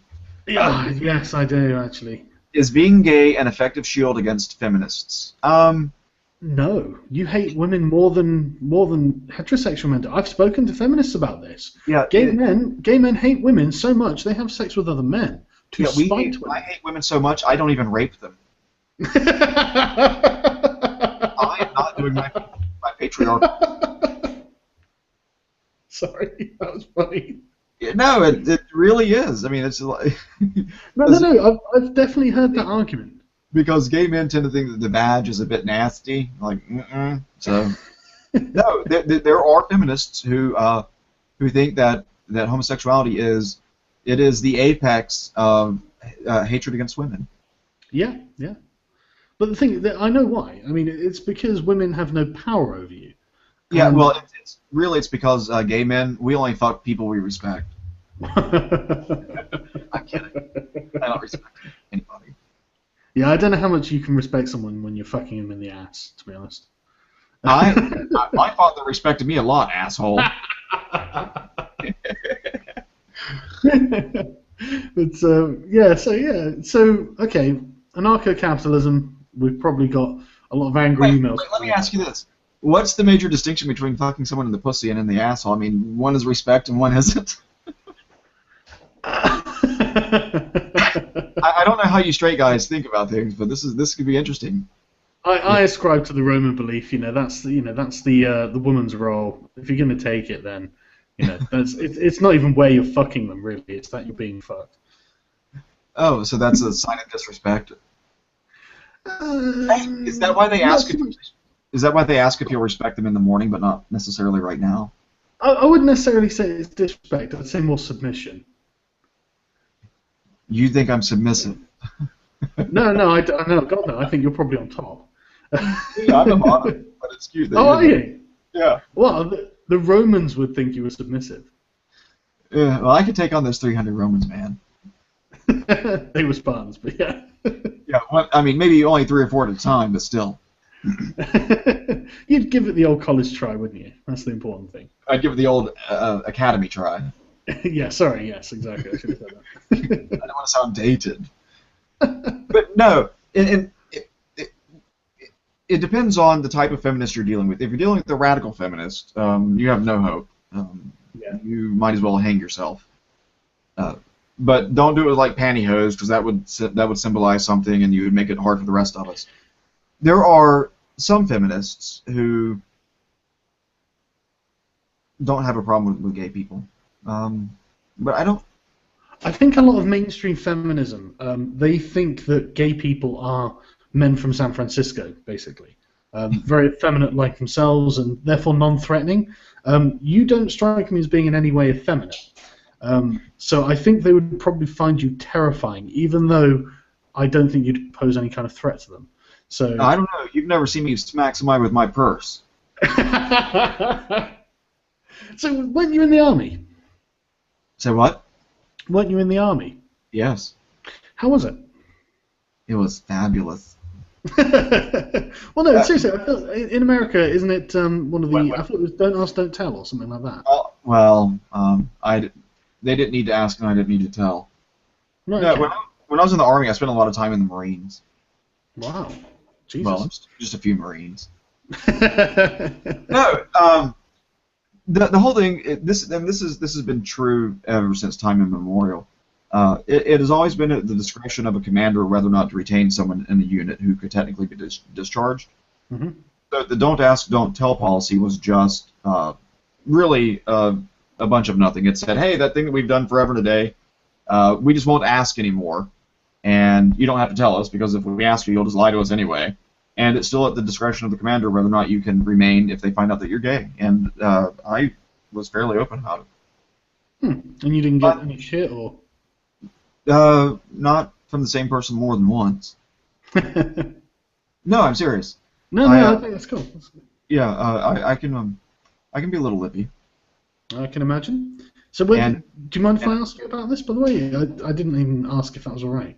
So you know, you might not want to talk about like your personal life or in this way or something. I don't know. Well, let's see. I'm talking about being a bottom and how am I? Yeah. But let's not get personal. No, but that is that's a form of attack. Yeah, you know, if you ask me about banal things about like previous jobs, that is in politics, sir. No, you might not want to talk about military service. You know, it's I've had people who didn't really want to talk about it. But I mean, did you serve anywhere interesting, or? Yeah, everywhere I served, everywhere I go is interesting. You should be around me sometime. I don't trust myself.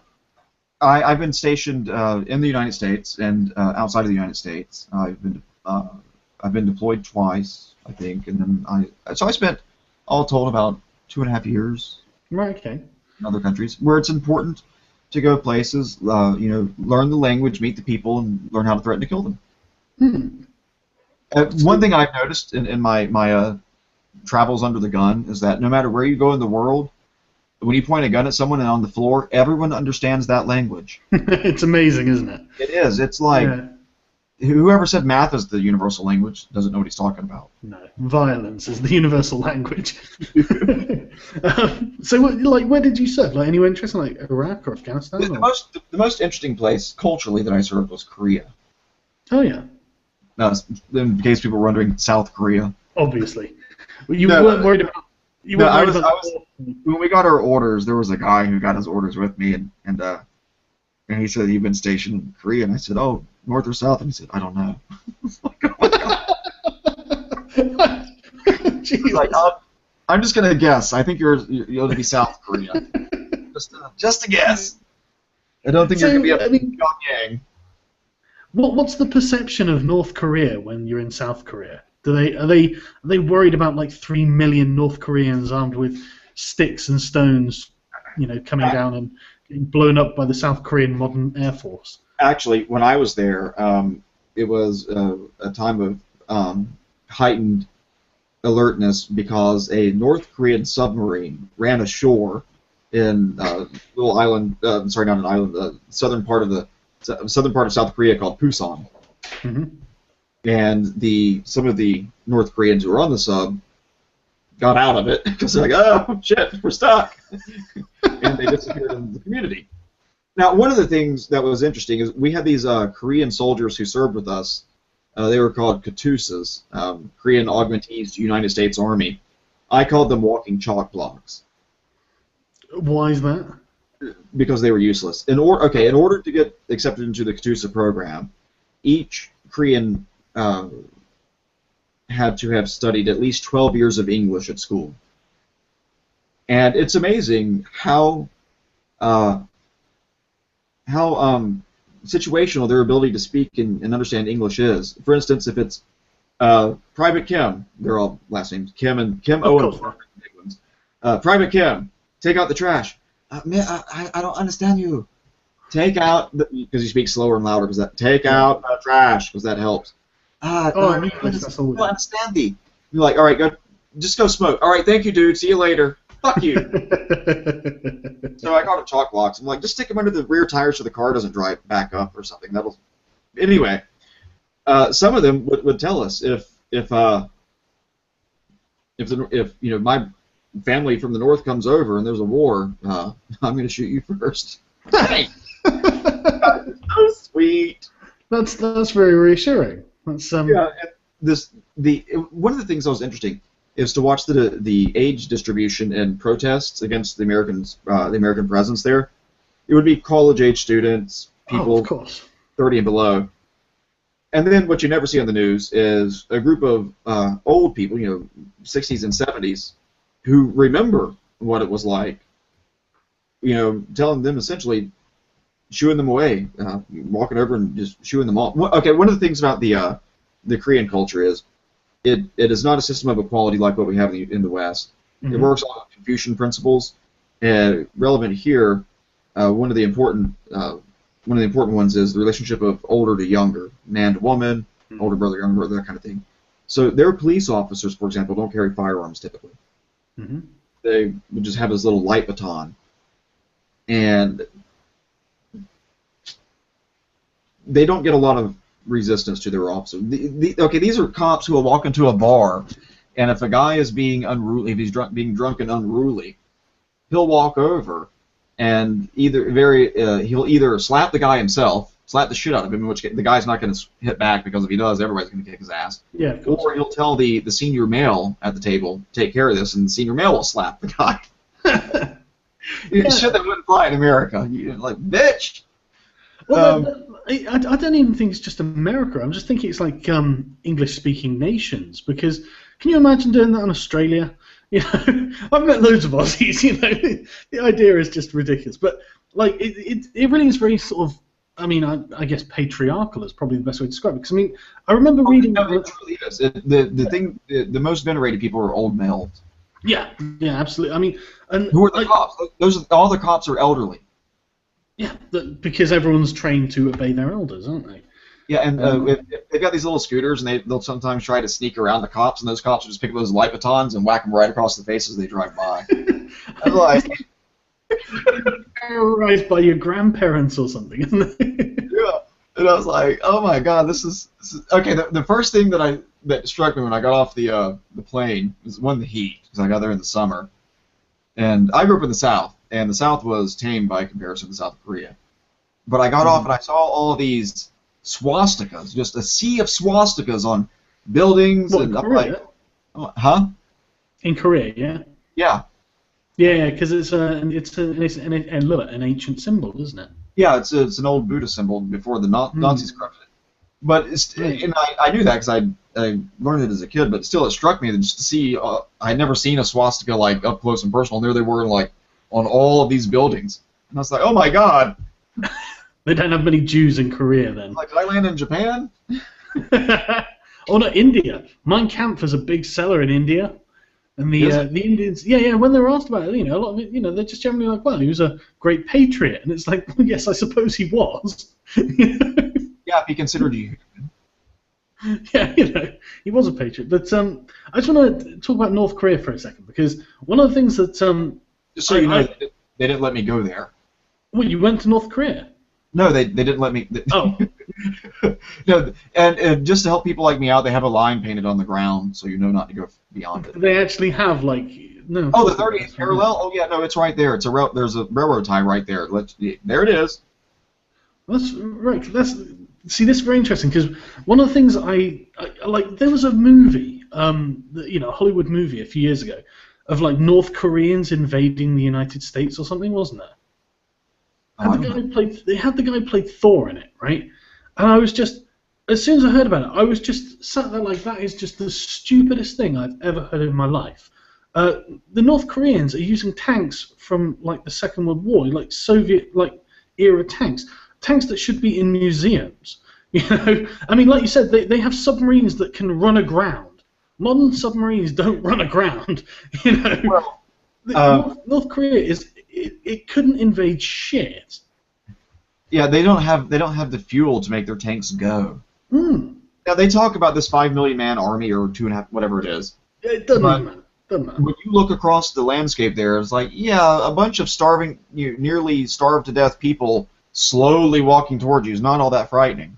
Oh God, no! In fact, I don't think that we're ever realistically going to see another world war on the same sort of scale as the previous one, because it's too easy to kill people. It's just far too easy to kill people.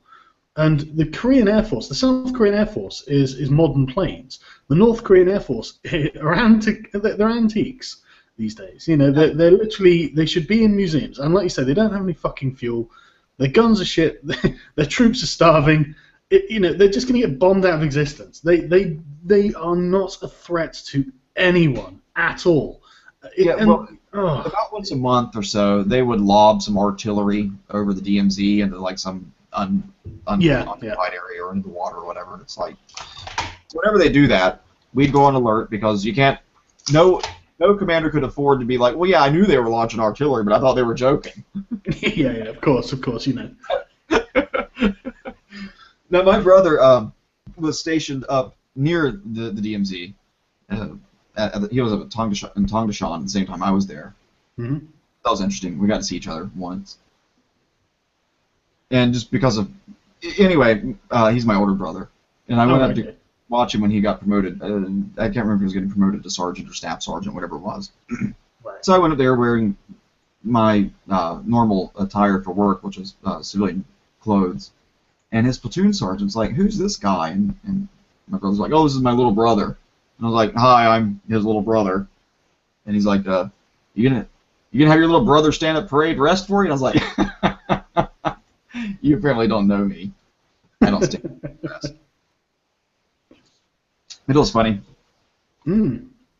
So someone sent me a thing. They were talking about the Brad Wardell thing with Zoe Quinn. Apparently, he's just basically giving a shit on Twitter saying, don't you ever get tired of lying? And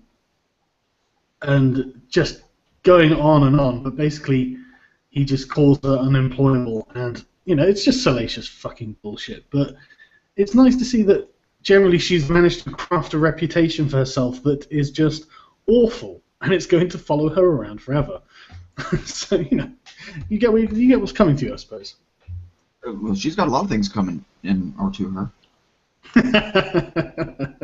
Damn it, I can't say anything without you taking it and making it about some penetrative... You're right. You can't say... You can't give me anything without me taking it. I mean, you give me an inch, I'll pretend you're giving me a mile. Oh, that's actually... that's quite flattering, actually. Yeah, just the tip in, sir. Just the tip, no further. So where else did you serve? Where else did you serve? I'm curious. You're curious? Really? Oh, good God. Aren't you a little old for that? Well, you know, I don't think I'm too old to learn, are you? Did you ever serve in the military? God, no. My dad was in the RAF, and I got enough of a taste of military life to realize that I didn't like people giving me orders. Oh, sorry, you mentioned Air Force. I was out at bar. My friend from earlier with the good one-liners I was telling you about, he was with me. I was there, and then this guy I know is a Marine, and another guy was an Army guy. And we were talking Army stuff, the military stuff, and I said to my friend Basil, who we'll call Basil, I said, just don't pay attention to us. We're talking military stuff. And he goes, what? I was like, yeah, so, you know, most of us here served in the military. He goes, I was in the Air Force. And I said, exactly like I said, most of us here served in the military. The United States Air Force is a bit like the Boy Scouts in camouflage. Oh, it's the same here. It's exactly the same here. The Army does not have all that much respect for the Air Force. And I do like to point out that, you know, it's because of the Air Force that you aren't going to be bombed out of existence by the enemy Air Force. So, you know, but I'm not defensive about it. Yeah, no, I like the Air Force's mentality, though, in that they send the officers off to get shot and killed while the enlisted sit back and watch. It's incredible, isn't it? I don't know how they managed to do that. Somehow, you know, getting shot down is prestigious. Yeah, it takes a college degree to fly one of those jets, but an 8th grade education to fix them. Exactly. I don't know how to spell turbine, but god damn it, I know how to fix one up and make it shiny. Luckily, that's what them guys wear on their head in the desert, isn't it? That's a turbine. Luckily for me, my dad was basically a desk clerk, so he dealt with, you know, administrative stuff. So I never had to worry. But he did spend 6 months in Iraq, though, as like the chief clerk there or something. So I was moderately worried about that, but nothing. When I got in the Army, they assigned me this battle buddy who later on threatened to kill the drill sergeant. So I'm like, oh, there goes my chance of being anonymous. Thanks a lot, dickhead. But the first couple of days there, he would get he's one of these, my radio's louder, my car's faster, I know more than you types, the one-uppers. And he said, well, my dad was an M60 machine gunner in Vietnam. I was like, my dad was an air traffic controller in the Air Force. I don't know how to land a fucking plane. You know, knowledge is not genetic, asshole. Sorry, someone in the chat's asking me what voice-changing software do I use. I don't. Why what do you happens think is I did? I modulate his voice by the pressure I apply to his balls with my left hand. Yeah, obviously I don't use voice modulating software. Right now my hand is loose. I'll tighten it up in a minute. But yeah, so did you go anywhere else interesting other than South Korea? Oh, hold on. Oh, Justicar, since you already have 13,000 followers, isn't it about time that you shut down your channel again? How many times have you shut down your channel? Approximately 0. Oh. What's the margin of error? Plus or minus 0, is it? Yeah, exactly. Standard deviation 0. Yeah. No, I'm curious. Do you have me confused with that other faggot ex-cop guy? There are a few out there. The cute faggot ex-cop guy. Okay, we're getting to a narrower category. Oh, anyway, no, I've never shut down my channel. Unless you have information that I don't. Anyway. Yeah. So yeah, did you serve anywhere else interesting, like the Middle East or anything? No, not really. Like I've mentioned, I've been this interesting, or that I care to talk about at least. Okay, that's fair enough. That's cool. So my sister, yeah, it's not actually her, obviously, which is a real shame. I tell you what, I would pay money to have a 10-minute conversation with Anita Sarkeesian. Just me and her. All over her tits. Shut up. Oh yeah, you're right. Because she's just got such enormous knockers. No, I would actually like to talk to her because there are basically a few questions that I think I can ask her just to get to the point where she's either got to admit that it's all bullshit or admit she doesn't know anything at all. Well, probably I think that's probably the same thing, isn't it? Or both. I'm sorry. Yeah, those aren't mutually exclusive conditions, Yeah, they're not. But it's like it's an expression I've used, but it actually came in handy in real life not too long ago. I was crossing the street, and this lady walked out, and we had like the don't walk sign, and she walks out, and this car came by, and she stepped back, and I looked at her and said, oh no, I'm sorry, we had the right of way, but a car ran a red light. That's what it was. I said, having the right of way and being dead are not mutually exclusive conditions. Anyway, it's an expression I like. Yeah, but I genuinely would like to have a conversation. In fact, I'd really like to have a conversation with Jonathan McIntosh. I know it sounds crazy because he's crazy, but you want to ask him how tight she is, don't you?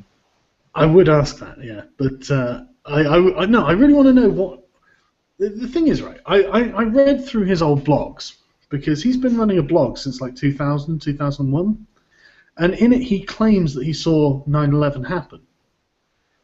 And that's basically the reason. I saw it happen too. Well, yeah, on TV, but he claims that he saw it happen in real life. But I went outside and knocked down my neighbor's house so I could get a real sense of it. But the thing is, it was apparently this in his blog that he claimed was the reason he went full retard, and he started just learning all. He basically started learning about how America does bad things off around the world, which don't get me wrong, it does. Yeah, we do. Yeah, exactly. It's absolutely true because he was raised in like a sort of like upper middle class conservative household, or so he claims. I rather think it was probably a bit more on the upper side rather than middle class side. But he was raised in an environment of moderate wealth, and he was also raised in a conservative environment. Now, I don't mean to sound like a stalker, but I've seen his like public photo albums, and it doesn't look like he knows anything about being middle class. He travels the fucking world. But yeah, apparently he was all very conservative, and then he saw 9/11 and was, oh my god, what's going on? And then just started, reading about how awful America is, it's the great Satan, white privilege, sexism, all this sort of full Macintosh stuff. And now in I think it was about 2009, he deleted everything, all of his old blogs and stuff, and then started again with,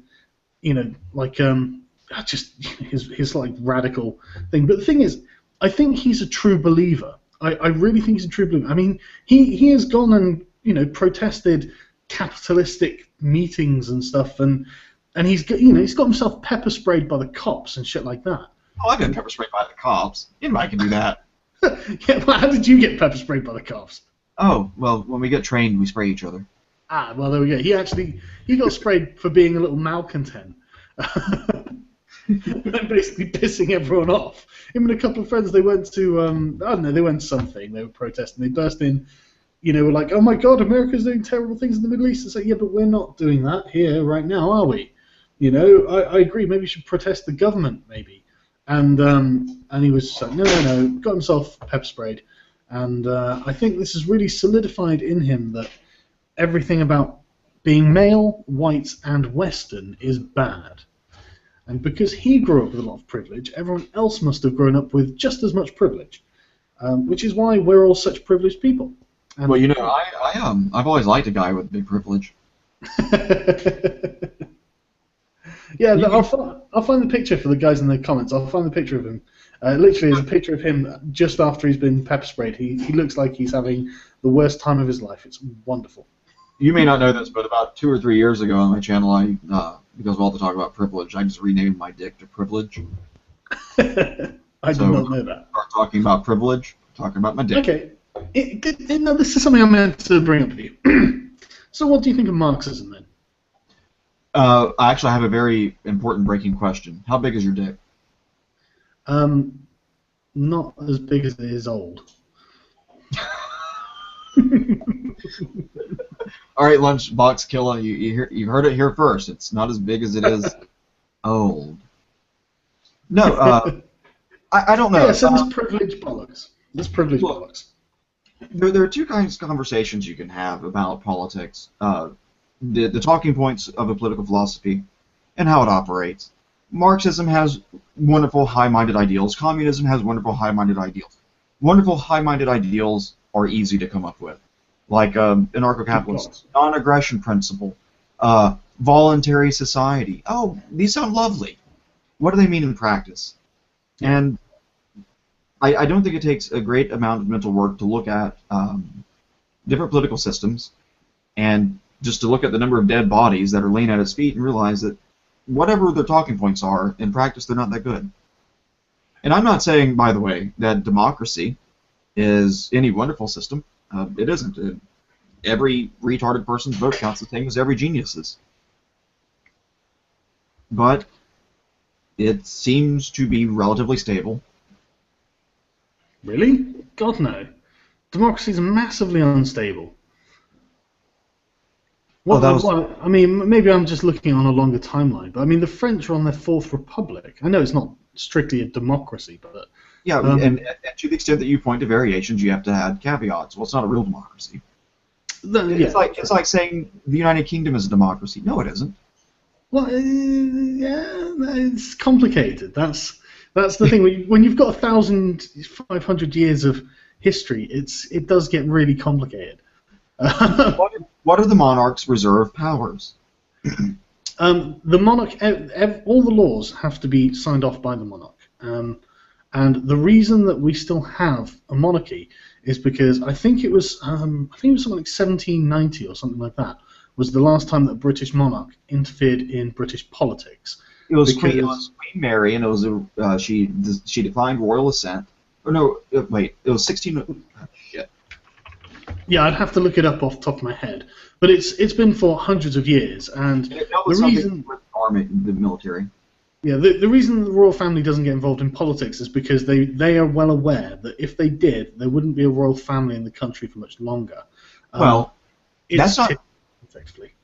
No, I can guarantee. There's one thing that people like, and that is strength. That's true. I can guarantee you, if the Queen got up on her little, she took off the pearls put on her good pearls, and wore a really ugly dress, and got up on her little balcony, and said to when one of her governments comes up with some stupid batshit crazy idea, and she just said, "We say no," I can guarantee you that you would not get the backlash that you think you would get. You would get a lot of support for that. The first time you would, because I think it would be taking there are lots of people, a surprisingly large number of people, who are surprisingly vocal against Parliament, because Parliament these days is stuffed with corrupt corporate men. Okay, before you go there, you mentioned you have 1,000 years of history. Yes. You're right, and you need to look at that. For the majority of that 1,000 years of history, when there was a disagreement between the Parliament and the King, or the Parliament and the Sovereign, in the long run, won out.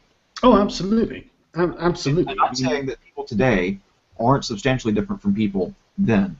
And Well, if the Queen, I'm trying to think of some stupid laws that have been come up with the UK, and you guys come with your fair share.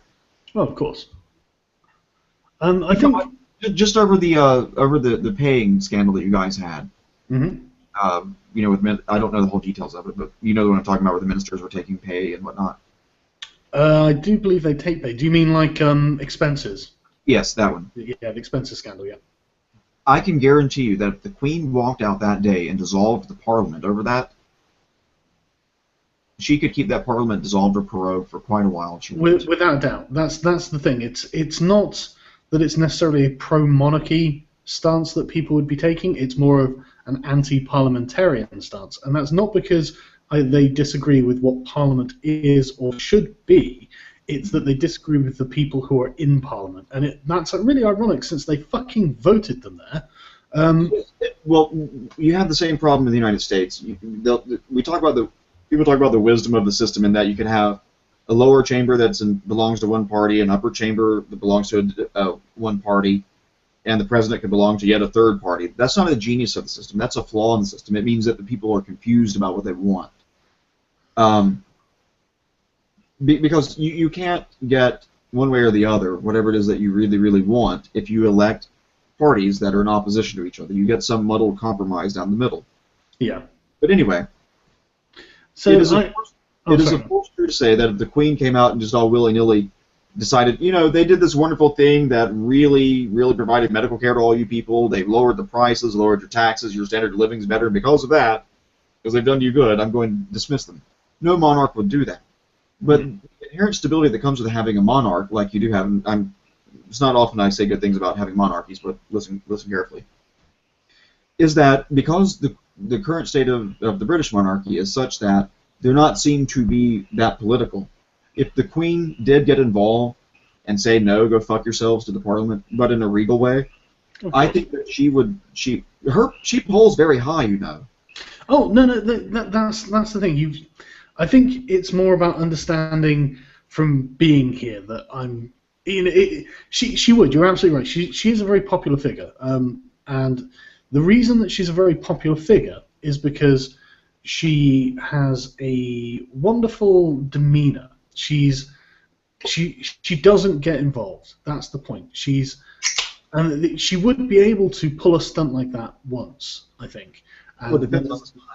Well, it does, but it's, I think that she could say, yeah, I'm dissolving Parliament for a year or however long, and then it'll be reconvened, and then we will go over this again. And if she were to do it twice, the novelty would wear off, because suddenly you would get larger groups of people who were suddenly, there would have been people that she was disenfranchising by doing that, even though a lot of people at the moment feel very disenfranchised by Parliament. That would be very easy to use against the monarchy. I mean, if she could do that, she couldn't stop with just that. She'd have to do a little bit more, because you do have to take care of things in the absence of government ministers and whatnot. So yeah, of course. But the thing is, the government ministers don't really run things. There are entire bureaucracies that run things. The government ministers just come along and, in their posh Etonian voices, go, "Oh, this is wonderful, isn't it? Carry on," and then they fuck off to the pub or something. So the country wouldn't grind to a halt or anything, but it would be so fucking unprecedented that I think you would be in the sort of swing position where at first it would be very popular. No, it wouldn't be unprecedented at all. Remember, you have 1,000 years of history. I mean in living memory. What you have now is, by the relative standards of history, the unprecedented state. No, absolutely right. But what I meant is in modern history. But the thing is, you have to consider, there's a reason that you were able to have a monarchy long after, and I don't mean just a monarch in name only, I mean an executive monarch, one who actually ruled and didn't just reign. Yeah. In the first place. It is because people like strength. They like strong characters. Well, no, that's actually what I was going to get to. Is republics are inherently unstable. Republics and democracies, I'll lump them together. I know they don't work exactly the same way, but in principle they do operate in a very similar way because they're anti-monarchy. That's the point really. And that's the thing. Monarchies are incredibly stable systems of government. Most societies have been monarchies or some variant of, Khanate or something like that, for most of human history. So, we know they work. And there's one thing that characterizes most of human history, and stability isn't that word. Well, no, you say that, right? I do. But but it depends, how you're defining stability, because... well, of course, if you define stability to mean things that aren't it, of course it depends on the meaning you mean by stability. I know. But what I mean is, people, for example, if you're a medieval English peasant and suddenly England's at war with France, that means nothing to you. You're not going to France. The French aren't coming to you, and even if they do, the chances are they're not coming to your village. And so the wars were really largely between important people. And you would get, obviously civilian casualties, but they're always on a much smaller scale. And this is why, Napoleon was such a big deal, because he didn't have an aristocratic army. He had a peasant army with guns. And so when he invaded the Germans, basically, I can't remember the name of the guy now, but the German aristocrat went to German king, and German king said, German guy, the sauerkraut, what was his name? Yes, I can't remember the name off the top of my head, but basically he went to the king and said, okay, well, the king was like, okay, what do we need to do to win this? And he was like, well, I need what he has. And he was like, well, are you crazy? Do you want me to arm the peasants into a massive fucking army so you can go fight the French? He was like, yes. And that's basically the beginning of modern warfare.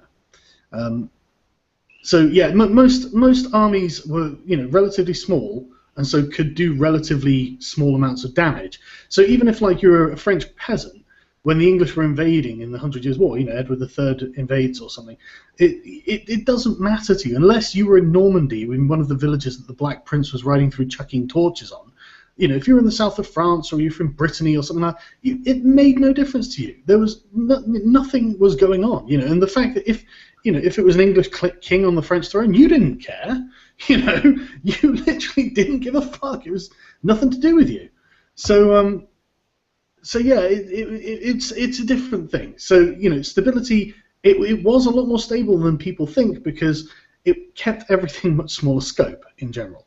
But again, like with all things, there are always massive exceptions. But the point is, monarchies last for a long time, and if you get it's a crapshoot. If you've got a good king, then it lasts. But the point I'm trying to make is that republics are inherently unstable, and they have an inherently limited lifespan.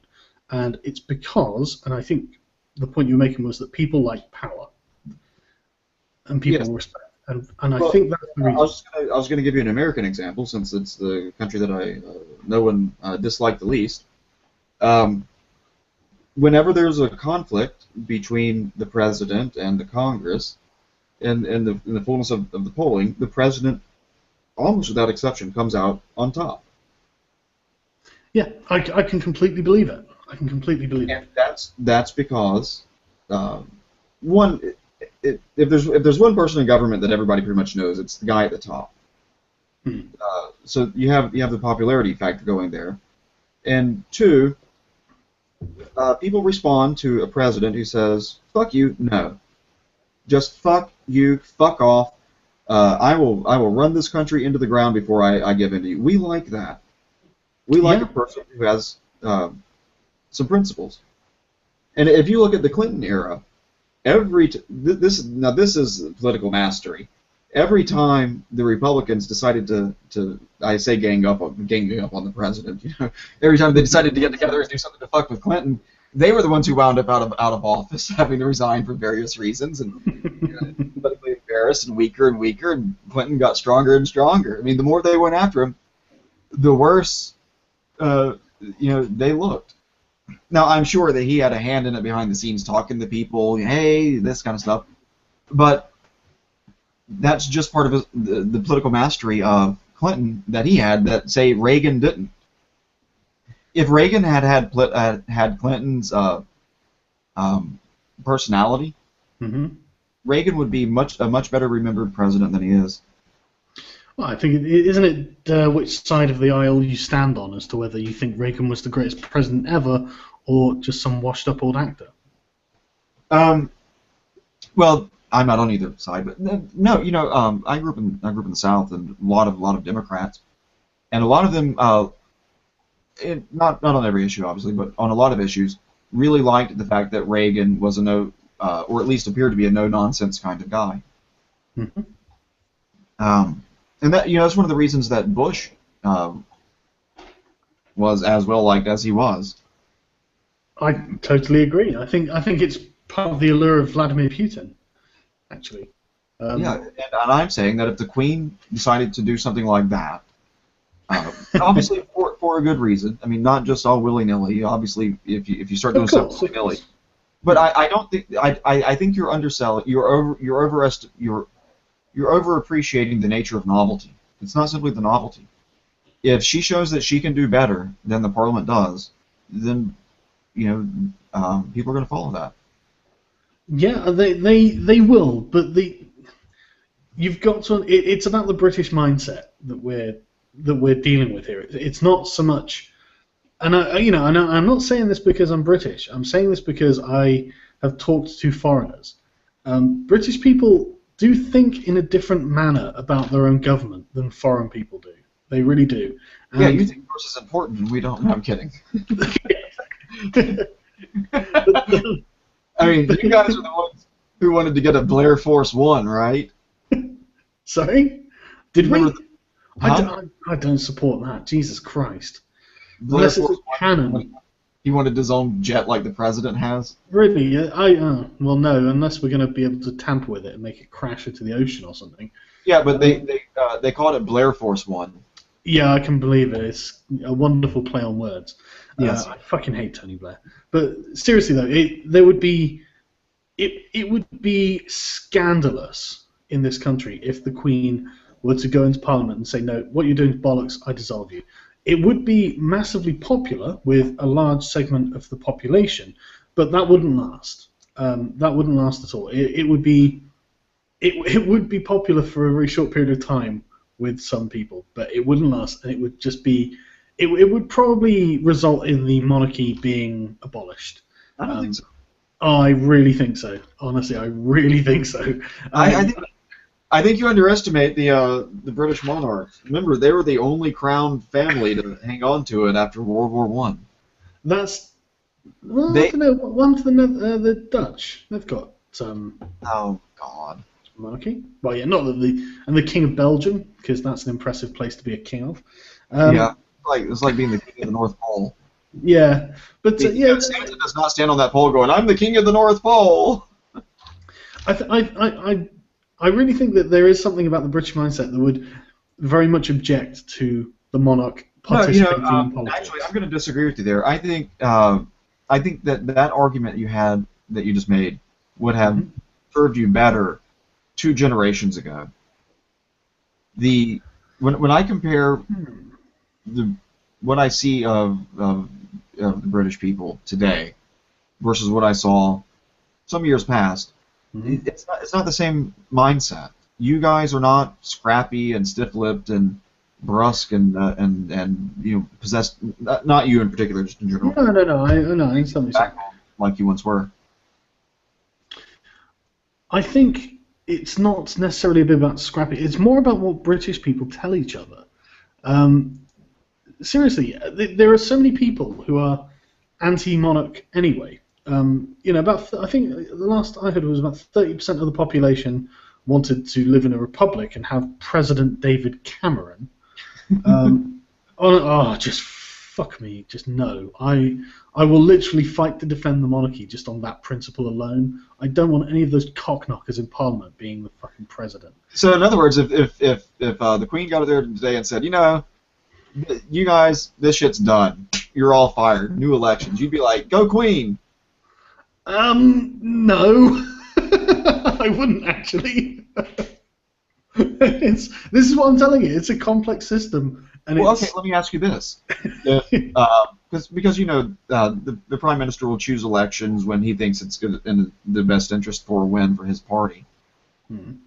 If the Queen decided to refuse to dissolve Parliament and says no, what then? I think that the average person wouldn't have a fucking clue as to why or what was going on. They're probably not even familiar with the phrase "dissolve Parliament," so the average person wouldn't have any idea what they're talking about. Yeah, I believe that the average person is an idiot. Yeah, they are. Well, yeah, more. Yeah, they are. Yeah, let's not mix words. They are. Yeah, I was going to say uneducated, but what's the difference? So I think that in the politically aware classes, which are generally the middle class and upwards, the lower class generally just votes Labour, despite Labour's horrendous track record and complete selling out to various corporate interests that don't represent the people. But yeah, it would be like Optium says. I'm glad you're here, Optium. It would be a constitutional crisis, and there would be a lot of flurry of activity, and I think eventually there would be a lot of pressure put on the Queen to just carry on as things always have been. If she were to say, no, this is really what's happening and it'll happen, then I think it probably would happen. I think it probably would, she'd probably get her way, but it would be a stain on the monarchy. Because I think one of the reasons the monarchy is so well respected at the moment, and various people in it aren't, the Queen is effectively, and her candour and demeanour over the last sort of 50, 60 years has really been what's held the monarchy in such high esteem. I don't think that if it was Charles, for example, doing this, it would last a fraction of the time until the monarchy was entirely dissolved and Buckingham Palace became the presidential palace. They know they're walking on a fine line. They know it. And everyone else knows it. And so basically they can't really do anything too radical.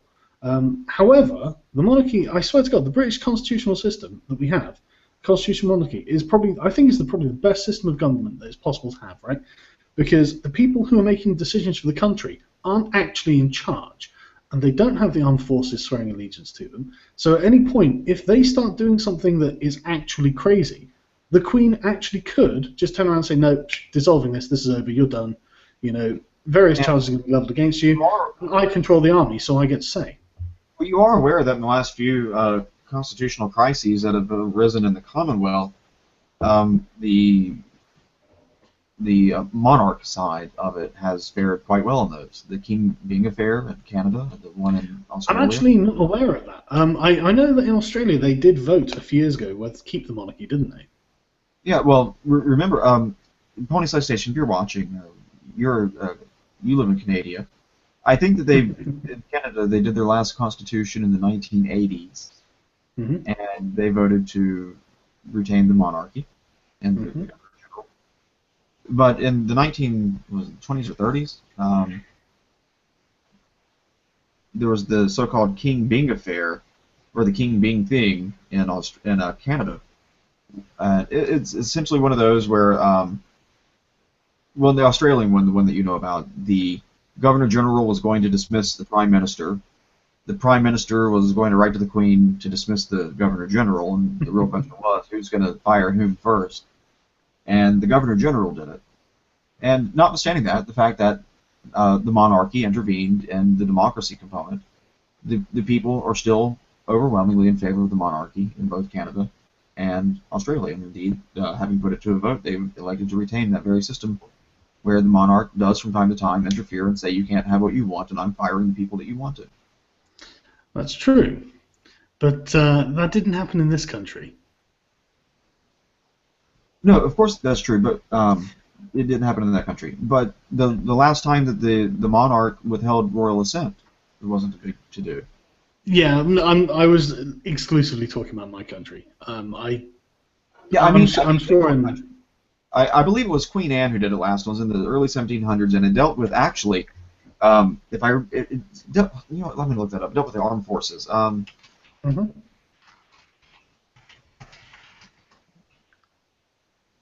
It was a Scottish militia bill, and it was in 1707. Queen Anne withheld royal assent. You know, I've forgotten this bit, so maybe this is relevant. It says she did so on the advice of her ministers. So that actually comes out as a wash.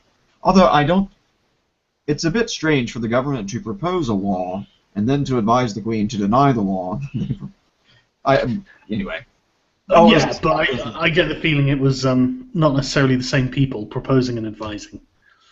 Yeah, I think it was Scottish, so I know there's a weird system there. Oh, by the way, Scottish people, congratulations on keeping the Queen. Yeah, I'm very honestly, it's a good thing that the vote wasn't done in England for English people. Do we want to keep Scotland or not? Because they would have been out. Honestly, you know, voter apathy is a massive problem in this country. But I think a lot of English people are very tired of the Scottish attitude towards the English. But the voter apathy, which is what you were adverting to earlier about what gives rise to the stability of a monarchy, that's also true in republics. It is, but the difference between monarchies and republics is that republics have a tendency to allow men who are very ambitious to. I mean, there is a direct path to ultimate power in the state. Oh my God, man! Monarchs used to kill their own brothers and fathers and sons. No, there is. But there are only no, absolutely. But there's always legitimacy there. You have royal blood, so you have a claim to the throne. How is that legitimacy? No. It's not. I'm not the one saying it's a legitimate thing. It's legitimate by the rules of the system that they operate under. You know, you can't just have any Tom, Dick, or Harry saying, you know, I'm going to be the king. People just turn around and say, well, what's your claim to the throne? You're like, well, I don't have one.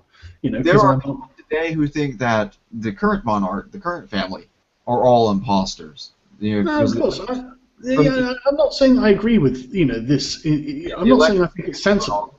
The Electra Sophia of Hanover and all that nonsense. Yeah. I'm not saying I think it's sensible. But the point is, you couldn't. The problem with like democracies and republics is that anyone can potentially rise through the ranks if they're charismatic enough, if they're effective enough in what they do, and they can effectively just, brilliance shines through, and you end up with a lot of different people who are all very ambitious, all vying for the top spot. And I mean, Athens and Rome are great examples of this. As soon as they throw off the shackles of being ruled by a single man in perpetuity, they explode. They absolutely just boom. Democracies and republics have a lot of power in them because it's a lot less about familial ties. But you pointed out a salient feature there. So long as you don't have a powerful centralizing figure, they are unstable. I will fully grant that. That's why loose confederations are also fairly unstable. They don't last long. Absolutely. But the thing is, this is the curse of monarchies, of republics and democracies, is that you will always get someone who is better than everyone else, and they will prove it, and people will flock to them, and therefore they will end up taking over the republic. And one of the things about a republic or democracy in general that is important for people to keep in mind is actually a saying from a mathematician, if you can believe it, named Lancelot Hogben. And I know you have never heard this name. I haven't. Yeah, he wrote a book. It's called Math for the Millions. But anyway, he it's a bit of a longish kind of sentence. But there's a section there that says, "No society is safe in the hands of its clever people," which is true. You don't want people to be too clever because then they're smart enough to game the system and keep everybody fooled long enough to hijack it. But simultaneously, he points out in that same section, no society is safe in the hands of its stupid people. No society is safe in the hands of its rich people, and no society is safe in the hands of its poor people. I think basically no society is safe, isn't it?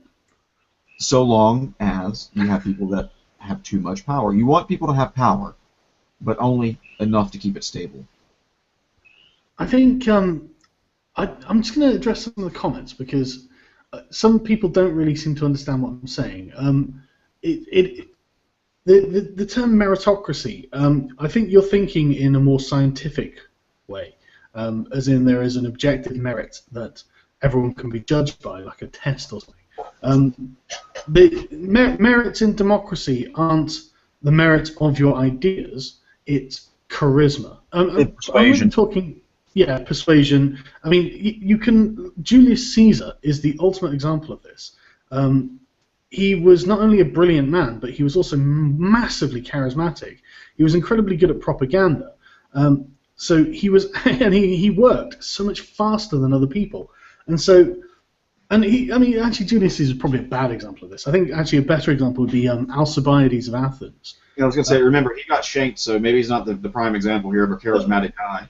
Well, he was charismatic. It was just, the Senate. They were convinced.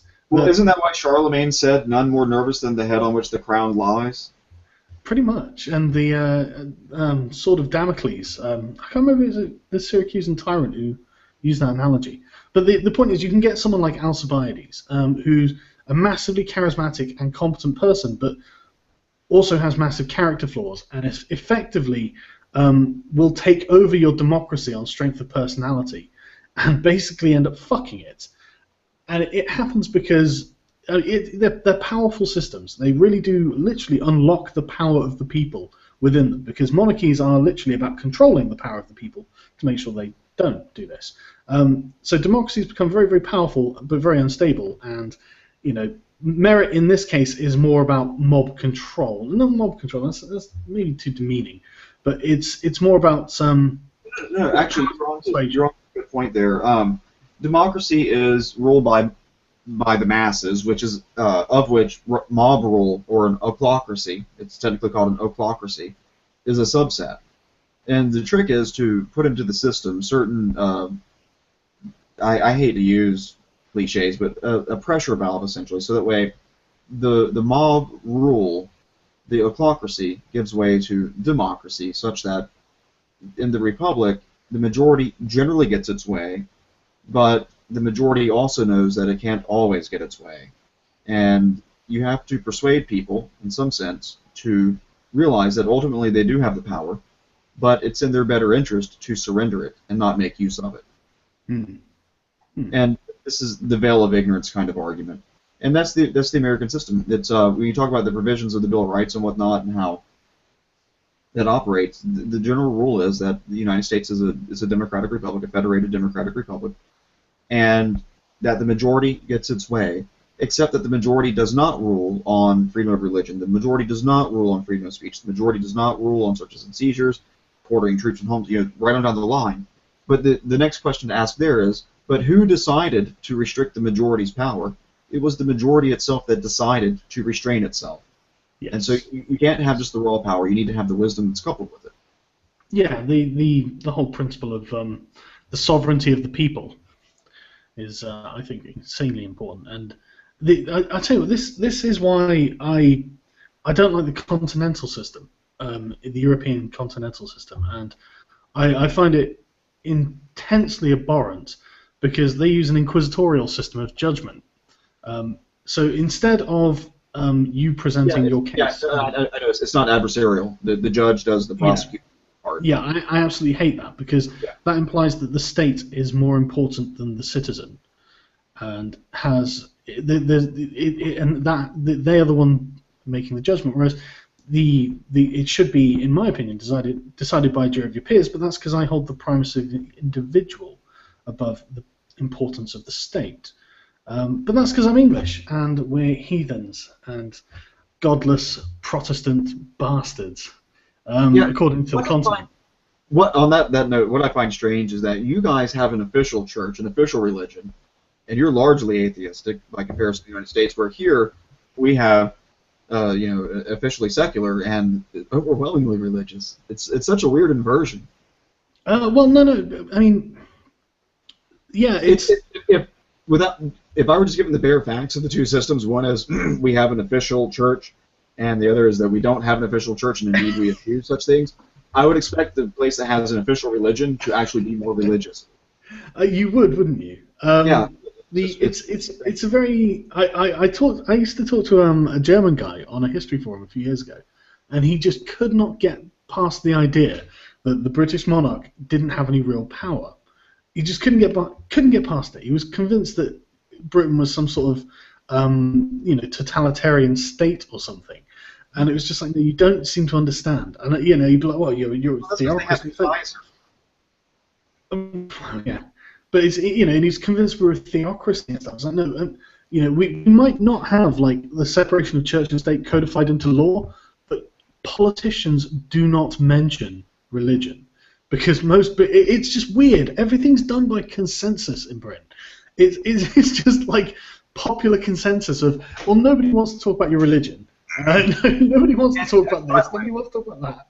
To give the English your due, the origins of your monarchy was actually by consensus as well. It wasn't that absolutely. It wasn't a conquering warlord came in and says, "Guess what, people? You have a king." In case you didn't know. Yeah, the modern democracy owes very, very little to the Greeks. I know everyone's, oh my God, you can't say that, but seriously, the origins of modern Western democracies come from the Anglo-Saxon Witenagemot, which in turn led onto the Magna Carta. The principles of that are why the barons thought that they had the power to challenge the king. Notice that the French barons never did that. Well, that's because the French barons never sat the king down at knife point and said, "Hey, buddy, listen, you can be king, we don't mind, but we have a couple conditions." Well, that's the thing. It's historical attitude that. I completely agree with you. Now, I would not say, I wouldn't say that the Greeks didn't have a lot to do with Western democracy. Not in the form it takes, but a lot of the intellectual framework does come from the Greeks. Only for the American Republic, really. I mean, well, that's not true. That's not entirely true. Then there was a lot of Enlightenment thinking that went into modern constitutional democracy. Yes, a lot of which came from France, not from you guys. That's true. I realize there's some bleed over there because of the throne hopping. Yeah, there's a hell of a lot, to be honest. And it's not just that. A lot of groovy ideas came from France, and the English aristocracy would adopt them fairly enthusiastically, and then the English peasantry would say that's gay, or some 15th century version of that. And basically we kind of anglicized the French when they came over here. and then they returned the favor by fucking up your language. Yeah, they did. No, those fuckers. Yeah, when I read French fried English, I'm like, my God, how many silent letters do you need to add into a fucking word? Someone in the comments has just asked, didn't the German barons basically vote for the Holy Roman Emperor? Yeah, they absolutely did. In fact, what I'm talking about, the Witenagemot, it's Germanic. It's entirely Germanic. The concept of individual personal liberty is insanely Germanic. It's not Greek or Roman at all. They were completely opposite. The state was far more important than the individual in every way, and the Germans were completely different. That's why you've got this divide of just opinion, and it's a very, very interesting thing that I need to spend more time looking into, really. But this is just what I've learned from reading about history, actually. Yeah, sorry, I don't know why I was going off on a bit of a ramble there. No, it's interesting. I'm not as well read in history as I'd like to be, but what was it Voltaire said, or is said to have said? History is the lie upon which we all agree. Wait, say again. Oh, I think it was Voltaire who said, or is said to have said, history is the lie upon which we all agree. Was that Voltaire? It probably was, to be fair. But I tell you, Voltaire is just one of the most quotable philosophers, isn't he? Everything he's saying is little just snippets that are just brilliant. My personal favourite was it? If God didn't exist, it'd be necessary to invent him. Yeah. Oh, yeah. Candide is a wonderful book for those who haven't read it. Noses were made to support spectacles, therefore we had to invent the spectacles. It's just looking. When he reverses cause and effect is humorous. Yeah, absolutely. But yeah, actually, the thing about Candide is everyone knew it was satire, and the thing about feminism is that they believe it and they mean to argue it seriously, though they often do the same thing.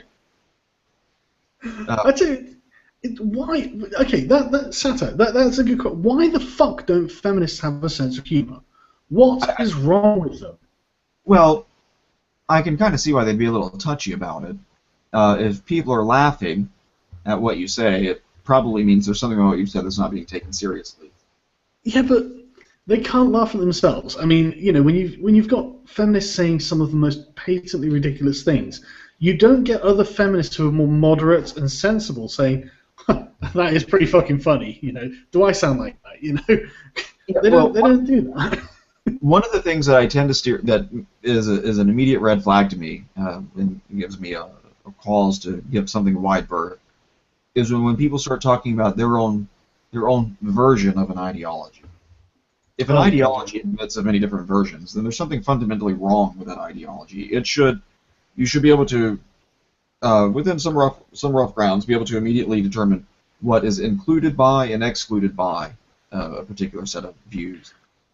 And Basically, orthodoxy. Well, anything can be orthodoxy.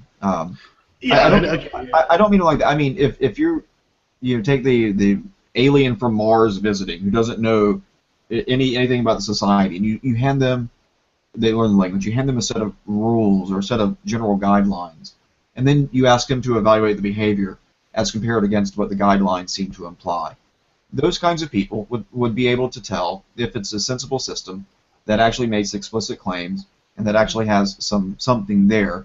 They should be able to look at some behavior and say, yes, this is excluded by these principles, and yet this is permitted by those principles. But with feminism, you can't. Everything that a feminist wants to be consistent with it is, and everything they don't want to be consistent with it isn't. And that's not it answers every question, and that's not a system. Well, this is actually why. I mean, the more I look at feminism, the more it really seems to be religious. Everything about it seems to be about religious convictions rather than any kind of rational, logical beliefs. And it really seems to need a pope pope came from Latin. A pap smear. Well, I mean, if pope came from the Latin of pater, then the Latin for mother is mater, so I suppose they need a mope, which seems reasonable to me. Or a mop. They need a mop. Yeah, give those feminists their mop. Yeah, exactly. You trying to put me back in the kitchen, motherfucker? They need someone to give them to tell them what the orthodoxy for feminism is. You know, what is canonical feminism and what is heretical feminism. You know, that is what feminists need, so they can actually say with legitimacy that person is not a real feminist. Because until they've got that, they can't do it. It's ridiculous. I hate hearing that. I hate hearing it. It's just like, oh, they're not a real feminist. It's like, fuck off, you're not a real feminist. None of you are real feminists. You know, I'll just ask this feminist and they'll tell me exactly that. What do you know? You know. So, yeah, it pissed me off. It needs to be treated like a religion. It needs a mope, and it needs to get its fucking house in order. It really does. You know, one of the things I can see why they don't find any humor in jokes about getting a woman a vacuum cleaner. I mean, come on. These feminists, you know, they suck so hard they don't need vacuum cleaners. Just let them walk into a room and they suck all the life and the dirt right out of it.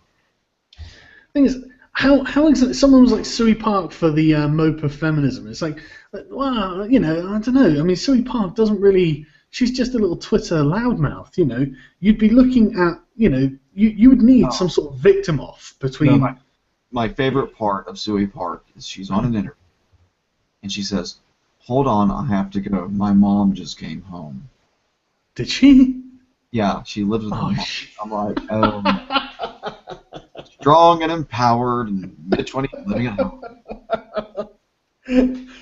She's in her mid-20s as well. Yeah, I think. I mean, so she's like the neckbeard loser who lives at home with her mother.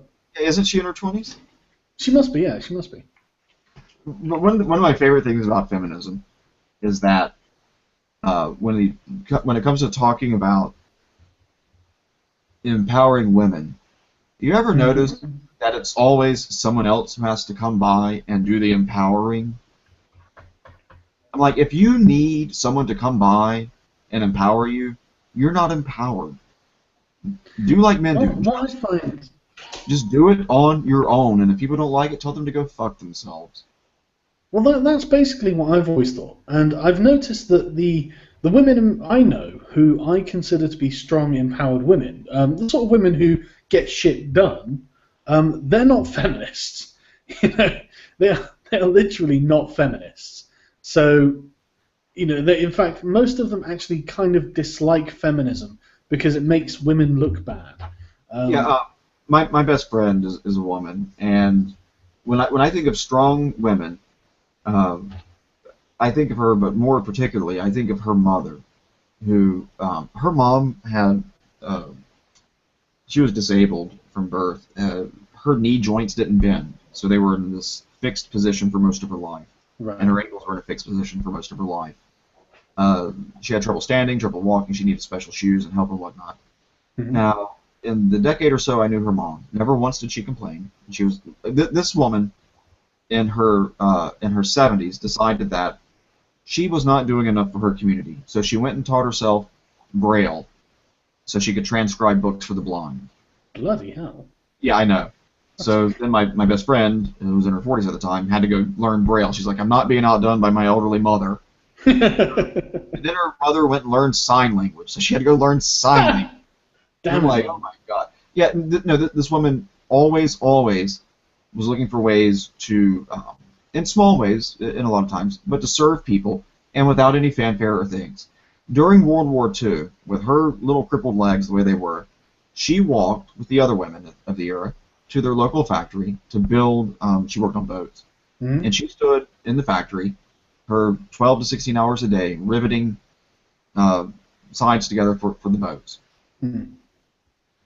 And when I think of, I don't think of her, I mean, she's a woman and she was strong. When I think of a strong person, it's that kind of character that, notwithstanding the fact that she had to have been in excruciating pain and that she could barely walk, she would hobble her ass to a factory, stand on her feet all day. And when I was talking to her about it before she died, I asked her what was, surely there were days where you're just like, I don't need to do this, fuck it. What was your motivation? She goes, oh my god, I couldn't have gone home and I'd had to kill myself. We had boys out there being killed, and I'm going to complain about having to stand up for a few hours? No, I don't think so. See, that is exactly what I would expect feminists to be like. The fact that they're the polar opposite of that is just probably one of the reasons that I just dislike modern feminism so much. I mean, I just think of the women in my own family. I just think of my aunties and my nan. And they are, I mean, I don't know how much you know about the Welsh, or English women really, but they've got this habit of kind of ruling the roost with an iron fist. There's no getting around it. English and like British women, they are in charge of their households. They always have been, and they probably always will be, until the feminists finally kill the institution of marriage. I can't remember if it was Benjamin Franklin or Thomas Jefferson who said, I am the head of my household, and it goes wherever my wife turns my neck. Exactly. That is exactly it. And it's one of these things that I get so pissed off when feminists go, women were chattel 100 years ago. And it's like, listen, right, fuck off. You simply don't know what you're talking about. You are just so misinformed about the dynamics of male and female relationships that you are just, it's dangerous for you to say stupid things like this. To imply that women were actually the physical property of their husbands, it denies agency to the women who lived through these time periods, who would have turned around and told you to fuck yourself. The very idea, they would just be like, no, I'm in charge of everything. What are you talking about? My husband goes off to work and then he comes home and gives me his wages. If that's chattel. I was watching yesterday or the day before an interview with two 4-star generals in the American military, both female, the first two and only two that I know of, 4-star generals, one Air Force, one Army. And the interviewer, a woman, was asking, and she says, well, not too long ago, women didn't have the privilege to serve in the military. And I'm like, they didn't get to. And I'm like, yeah, That's an interesting way to put it. For most of history, men didn't have the privilege to decline serving in the military. Exactly. It wasn't a coming of age right or a great privilege. It was either you go there and you risk getting killed by the enemy, or we execute you right now. Which would you choose? Yeah, Oh, I'll take my chances on the battlefield. And it's not even that. Well, it is that obviously, but it was also like if you just go back a little further, it's like, look, you're going to get your spear and your shield, and you're going to be drafted into the king's army or the duke's army, or the enemy army is going to come and burn your house. So what are you going to do? You have to go and fight. There's no option. Yeah, and just the whole thing that you get to serve. Yeah. Going to war is not a fucking privilege. No, not at all. Yeah, I hate to. If anybody has any misunderstanding about this, allow me to dispel your delusions. Killing people is not a privilege. Particularly Being because killed of is situations, not the reason you're killing them is so they won't kill you first. Yes. It's one of the things that does annoy me the most about feminists. I mean, the reason that there were so many women fighting against feminism and the vote originally was because they were worried about being drafted. Obviously, that was never going to happen. There's no way that men in like a 1920s society are going to turn around and say, you know what, yeah, we should draft women. There was no way that was going to happen. Luckily for the women. Well, on the women in combat front, now I'm not as well read in history as I'd like to be, but on the concept of call them shield wives, whatever you'd like to be, and my understanding is, bollocks. Yeah, sorry. That Saxon women actually, it was not uncommon for them to actually be involved in the melee with the guys. Is that bollocks? I don't believe it. There's no solid proof for it. There are very, very rare and far between occasions where women have been discovered in combat using weapons. But frankly, then it's just nonsense. There is no way the average Anglo-Saxon man is going to let his wife go out to war. It's just not going to happen. Well, I was thinking, they're so not designed for melee combat. It would not for a moment surprise me if they were archers.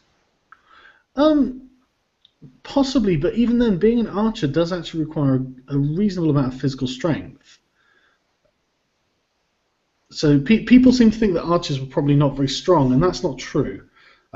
Especially if you're using a more powerful bow. I mean, when, for example, the English, you had lots and lots of different kinds of bow and lots of different kinds of arrows, and you had specific war arrows that were much longer, probably about a meter long, and very heavy in comparison You saying, well, you can't take a big one? Basically, that's what I'm saying. And it requires a great deal of back strength to pull a bow that can deliver significant damage to the target.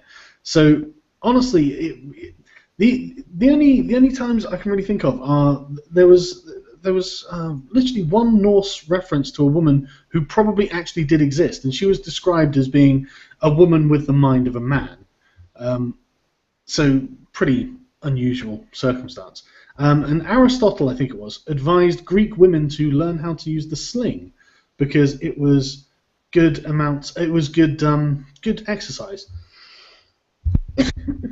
Yeah, now I understand that with the Spartans, their women were actually physically aggressive too, and the guys would actually have to fight with them to win being their mate. Yeah, it was kind of a rape play or something that they used to do. But yeah, I just want to address some of the comments because I knew I'd have to on this, right? Yeah, women can draw bows, but they can't draw war bows. I'm sorry, but I mean, I probably couldn't. I go to the gym. I'm reasonably strong, and I would probably have a lot of trouble to draw a war bow. I don't think I could do it on a regular basis. I mean, it just didn't happen. And frankly, women are just not suited to combat. I mean, imagine you've got a line of guys, and they've all got their shields locked together. They're all wearing chainmail. They're all wearing thick metal helmets, and they've all got swords. It's not about stabbing the guy to death. No, hardly anyone on the front line of a shield wall or any kind of military formation died. Hardly anyone. You would literally, if you look at the casualty ratings, casualty amounts for just any ancient battle, right? The winning side will probably lose between about 5 and 15% of their troops, and the opposing side will lose something like 50 to 70%, because it's not about being on the front line and fighting. That is the least relevant part of any battle when it comes to casualties.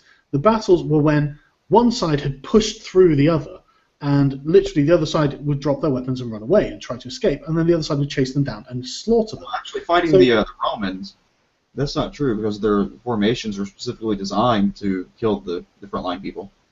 Well, no, it's not that they weren't trying to kill each other. They, of course, were. I'm saying that when you fought the Romans, it was the front lines against them who would fall because of the way they interlocked their shields to keep them from pushing through, and then they had this short little sword that would slip through the shield to skewer the guy in front, and then they had the nails in their shoes so they could step on the bodies as they walked forward. Yeah, absolutely. I mean, the thing is, everyone pictures I'm not a apologist, so don't. Yeah, no. The thing is, every army had something along those lines. I mean, the reason the spear was such a popular weapon is because, like, 2 or 3 rows back, you could still jab at the person on the front or second row of the enemy formation.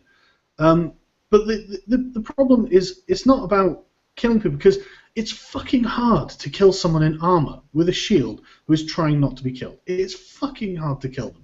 So when Hannibal the Victor is saying something like, oh, you could nick an artery, it's like, bollocks could you? Bollocks could you, Hannibal? Because what you're looking at is basically metal. You've got, like, the guy's metal helmet, and you've got maybe, like, half an inch of him poking his eye above the shield to make sure he's not getting stabbed, and then jabbing his sword or spear around it. And then you're trying to get around to get... There is no artery to nick. It's more about, that's where rugby came from. It's the scrum, it's the pushing, it's the weight, it's the strength. It was more about who could force the other people out of their formation and to run away. And Boy. So if one side is full of rugby players and the other side's full of women, I'm sorry, they just don't make good soldiers. You have an interesting way of describing some man-on-man action. Sorry, am I getting you kind of hot and heavy about that? I know. Well, I took my pants off before this interview, so. But this is what pisses me off so much about Hannibal the Victor. Yeah, I'm not saying that. In fact, I'm not saying women can't fight, but I'm saying that warfare isn't the same as fighting someone. Oh, by the way, you might just be a few dozen donuts away from not having to worry about Hannibal anymore. Well, I tell you, if Hannibal gets doxxed, I'll send him some donuts myself. You contributing to a suicide? I tell you, he cracks me up so much. He literally said, we've found conclusive evidence that half of Viking warriors were women. It's like, no, bollocks. One thing I love about Hannibal is how he invokes this we. Like, we're talking about science. We've done this. Like, motherfucker, you are not a scientist. You haven't done anything. You are, to the extent that I know, studying, like, anthropology or something. Yeah. And Optium in the comments, that's where rugby came from. Fuck you, Optium. You don't know shit. Why do you think you have to pass backwards in rugby, you genius? It's to maintain a line. The whole point, almost all sports come from a military application. Training for war. But hey, Yeah, you don't know shit. I agree. When I used to do competitive jump rope, I was thinking, this double dutch is going to come in handy in a minefield. Well, yeah, not that, but, team sports. But seriously, he didn't say that, though. Yes, he fucking did, Optium, right? When I was doing my channel intro, I had the video that he said it in, and I was thinking, do I leave this in because it's such a stupid thing to say? And I thought, no, it's not really relevant because it's not about me. But I did want to include it just because it sounded like such phenomenal bullshit. So, Optium, shut up and fuck off. Seriously. You don't know what you're talking about. Sorry, it pisses me off. She's complete denial of reality. No, sorry, I'm not having it. I know I'm going off on one now, so I'm going to calm down. So, are you an MRA or a MGTOW, or just do your own thing? I don't even know. I don't really want to... I'm not an MRA, but that's not because I don't think they have valid points. I'm really reluctant to adopt any label that would define me as part of any kind of movement. Yeah, I agree. So, are you single? No, actually, I'm not. How much did you have to pay her? Too fucking much. Seriously, I wish I was gay. Not as much as I do. What about you? Are you single? Yes, I'm quite single. But it's probably different for you, isn't it? Yeah, I don't like people. You apparently do. Well, it's not that. It's probably not as lonely. I figure that gay men have probably got a lot easier time hooking up with people than. I'm never lonely. It's not uncommon, other than when I do videos, for me to walk around the house and not say a word other than like good morning and whatnot to anybody for weeks. I've always been. I'm not naturally an extrovert, though I fake it quite well. You do fake it very well. Yeah, and actually, for all the jokes that I give guys about fucking you and blowing you and whatnot, I haven't hooked up with anybody in years. I just haven't. It's not for lack of offers, by the way. Well, I didn't think it was. I mean, look at your smile. Who could resist it? I don't know. I can't resist me late at night. Like, all right, you sexy devil, I'll put out. Yeah, but I mean, the MRI thing. I go through phases where I'm interested and phases where I'm not. Yeah, to be honest with you, it's often a lot more hassle than it's worth, isn't it? Yeah. But yeah, the MRE thing, I can definitely. I mean, I think just looking at the the empirical facts of what's going on. If you look at one of the things for me is suicide rates. If men are committing suicide like 4 to 6 times more often than women, the very concept of women being the oppressed group in society is bullshit. Obviously. Not necessarily. That doesn't. I mean, that doesn't follow. Well, why not? Well, do people who are doing very well have everything they want kill themselves? Yes, they do. Some people just kill themselves. That's true, but I really don't think that if you're going to... I mean, I don't think that the, say, plantation owners were committing suicide at a higher rate than the slaves in the American South, were they? I mean, we don't have the statistics, I'm sure, but it just doesn't stand... It doesn't seem logical. It doesn't seem to make sense. No, I'm saying prima facie it supports it, but there's nothing that of course. X has a higher suicide rate to, therefore X is oppressed or whatever. Well, no. But if we're talking in context of one group is oppressing another, according to the feminists, then I would expect the group that was currently suffering from oppression to commit suicide at a much higher rate than the group oppressing. No, I understand. But yeah, I'm not necessarily saying one has to follow the other. But if you look at, it just seems to, I just can't bring myself to believe that, men committing suicide at 6 times the rate of women are the ones oppressing the women. It just, I mean, especially given everything else in society, with divorce laws, all that sort of stuff. Well, it could be another explanation. Men are just so hardwired to go around killing. And now that it's no longer acceptable to kill women, they're left with just doing it to themselves. It's just that desire, isn't it?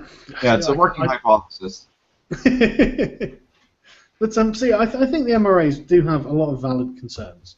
And I really am at the point where I think that the feminists are unaware of just how much power they have.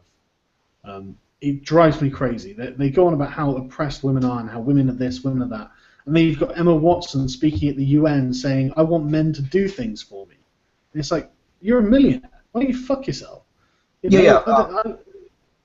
you notice in her speech that women deserve to have rights because they are human, and men need to get rights so that they can become human?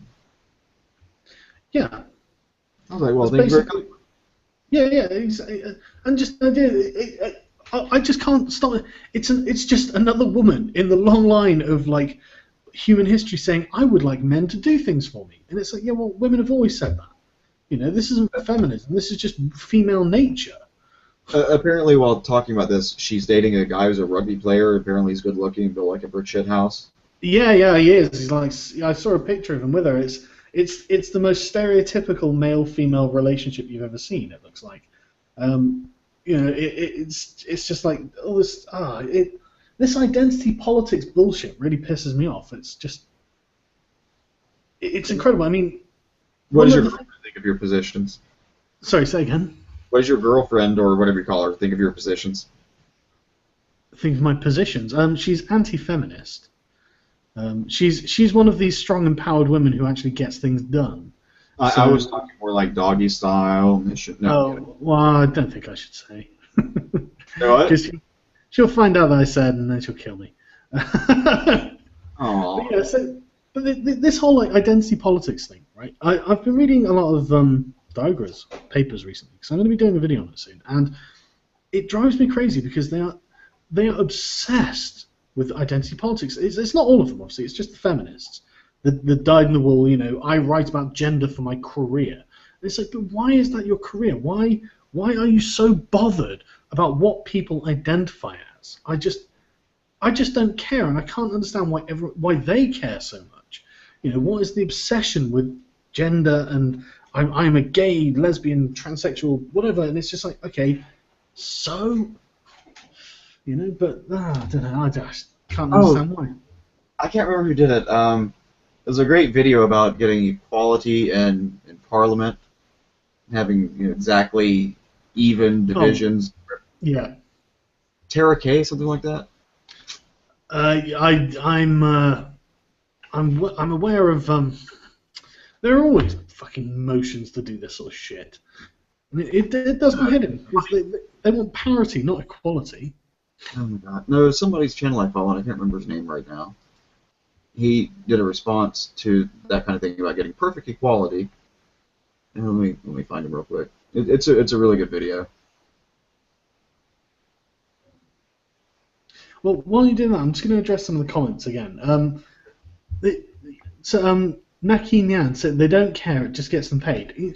You know what, right? I would have thought that too, but I swear to God, I think they are actually ideologically driven. They want to get paid, obviously, because everyone needs money, but I think that they are absolutely dyed in the wool. They can't not bring gender and identity politics into what they're doing. I mean, they've got this phrase called "the personal is political," and basically what it means is, if you, literally as it sounds, if your personal identity is important to you, then you should make it political. And it's just like, why?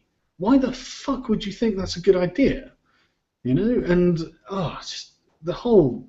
I swear to God, right? I don't think people realize how fucked Western civilization is, and it's because of the shit that's coming out of our universities.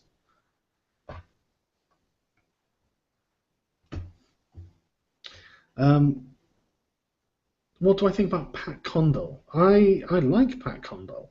I think he's a marvelous rhetorician. I think he writes very, very nice polemics against Islam. I don't necessarily agree with his unwavering support for Israel, but I don't disagree with it either. I think that he could take a more nuanced stance on that, and he doesn't. But it's fine. It's fine. It's his opinion, and it doesn't change the skill with which he delivers his videos. I like his stuff. Skeptor, I like Skeptor because he's one of my patrons, just so you all know. But he's also someone I did a talk about Israel and Palestine with when the whole stuff was going on. And I became good friends with him, actually. I was friends with him before he started backing on Patreon. And yeah, he's a really smart guy. He thinks that I'm like just saying niceties to him when I say that his videos are good. But I'm really not. I genuinely enjoy his videos, especially his TEDx takedowns. He's savage. I love it. So yeah, I definitely recommend his channel. And that's not because he gives me money. It's because he's good. In fact, if I thought that him giving me money meant I had to endorse him, I'd say don't watch his shit. So, And screw you, Diogenes. Am I the real Batman? No. Jonathan McIntosh is the real Batman. Seriously, look at his Twitter. He's got this weird sort of down with Batman picture in the back, and it's like, man, you realise that you're a lot closer to being Batman than you are the population, the mob going against Batman. But so I don't know where Jessica's just gone. I wasn't listening. I was talking shit to myself, apparently. The Kurgit Khanate is the best Khanate. I think Kuman Khanate was probably better. I like Skeptor, but I'm pro-Gaza. Well, what does pro-Gaza even mean?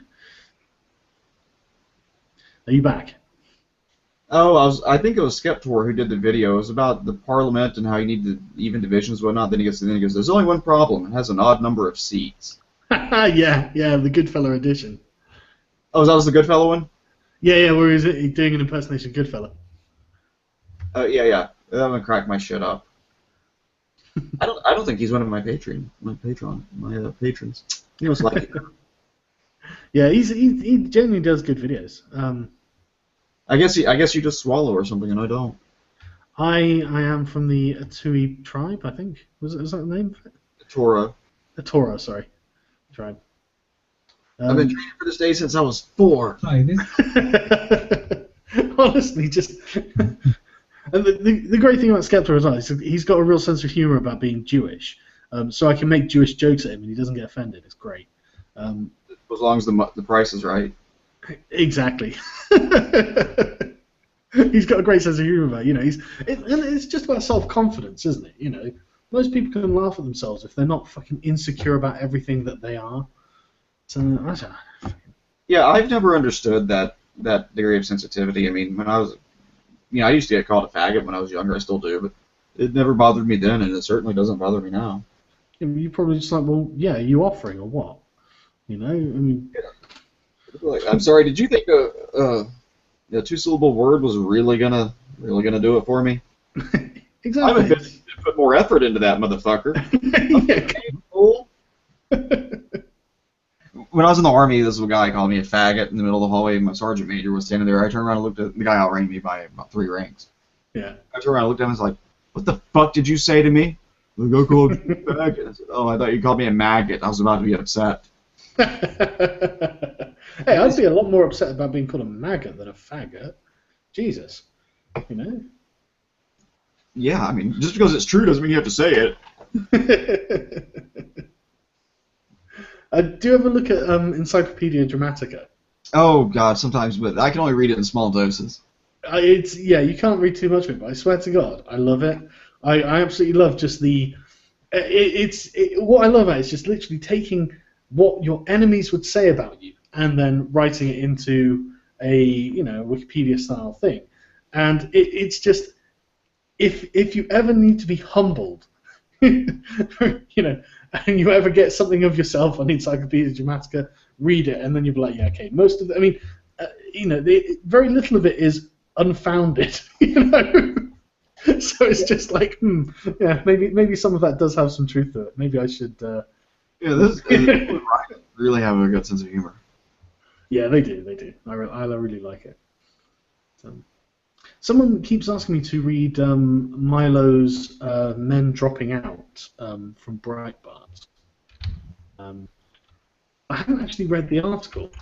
How long have we been at this? 3 hours? Yeah, do you need to go or something? Or? Yeah, let's wrap it up before too long. Yeah, okay. Yeah, well, I won't be now then. I haven't read it, so I don't even know what it says. But I can imagine the general gist of it. It's men are saying, I don't have to get a good job. I can get a mediocre job, not get married, not have kids, and play on my PlayStation all day. Because it's the problem that's been happening for the last, 10 years.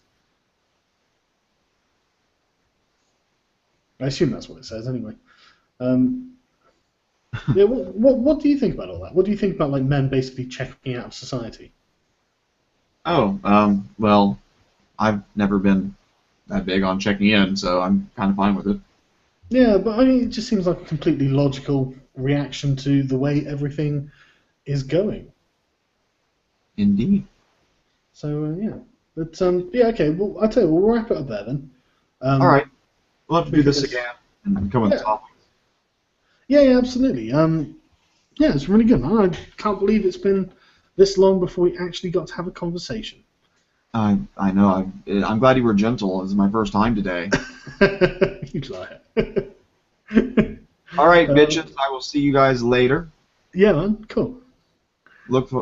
Keep an eye out for my next video. It'll be on a very fun topic. Yeah, I thoroughly recommend subscribing to Justicar's channel. He does excellent arguments. Yes, I fake it well. I actually have an argument double who stands in for me. I tell you what, my favorite video of yours was your response to Emma Watson. That was honestly, I didn't realize you were so fucking funny until I watched that video. I really didn't. Honestly, I can watch it and it just cracks me up every time. Yeah, Christina Hoff Summers says she retweeted, she liked the video and tweeted about it, and she said something like, the long lost son of Joan Rivers. I think for me it was the applauses. You seemed so taken aback by them. They were just so perfectly timed. Yeah, it was accidental, wasn't it? Yeah, no, that was completely extemporaneous. Yeah, I feel like doing the Sally Field thing, like, you like me, you really like me. It was brilliantly timed. I couldn't believe it. But I make a masturbation comment and hit play, and they're clapping. I'm like, oh, you guys like myself? Oh. That was an excellent one, man. But yeah, thanks a lot for coming on, and thanks everyone for listening to us talk shit. I hope you've all enjoyed it, and take care, everyone. And I would suggest you guys subscribe to Sargon, but since this is on his channel, I guess I know. I guess I have the lay of the land. Don't worry, I'm sure that most of my subscribers are people who hate what I have to say, but have to come and listen to it. Just like Anita Sarkeesian, actually. Yeah. Well, the difference between us and her is that they can actually say it. That's true. That's true. Yeah, you can come into our comments and tell us how shit we are. I'm a strong, empowered woman. Feel free to say whatever you'd like to me. Take care, all. All right, have a good night.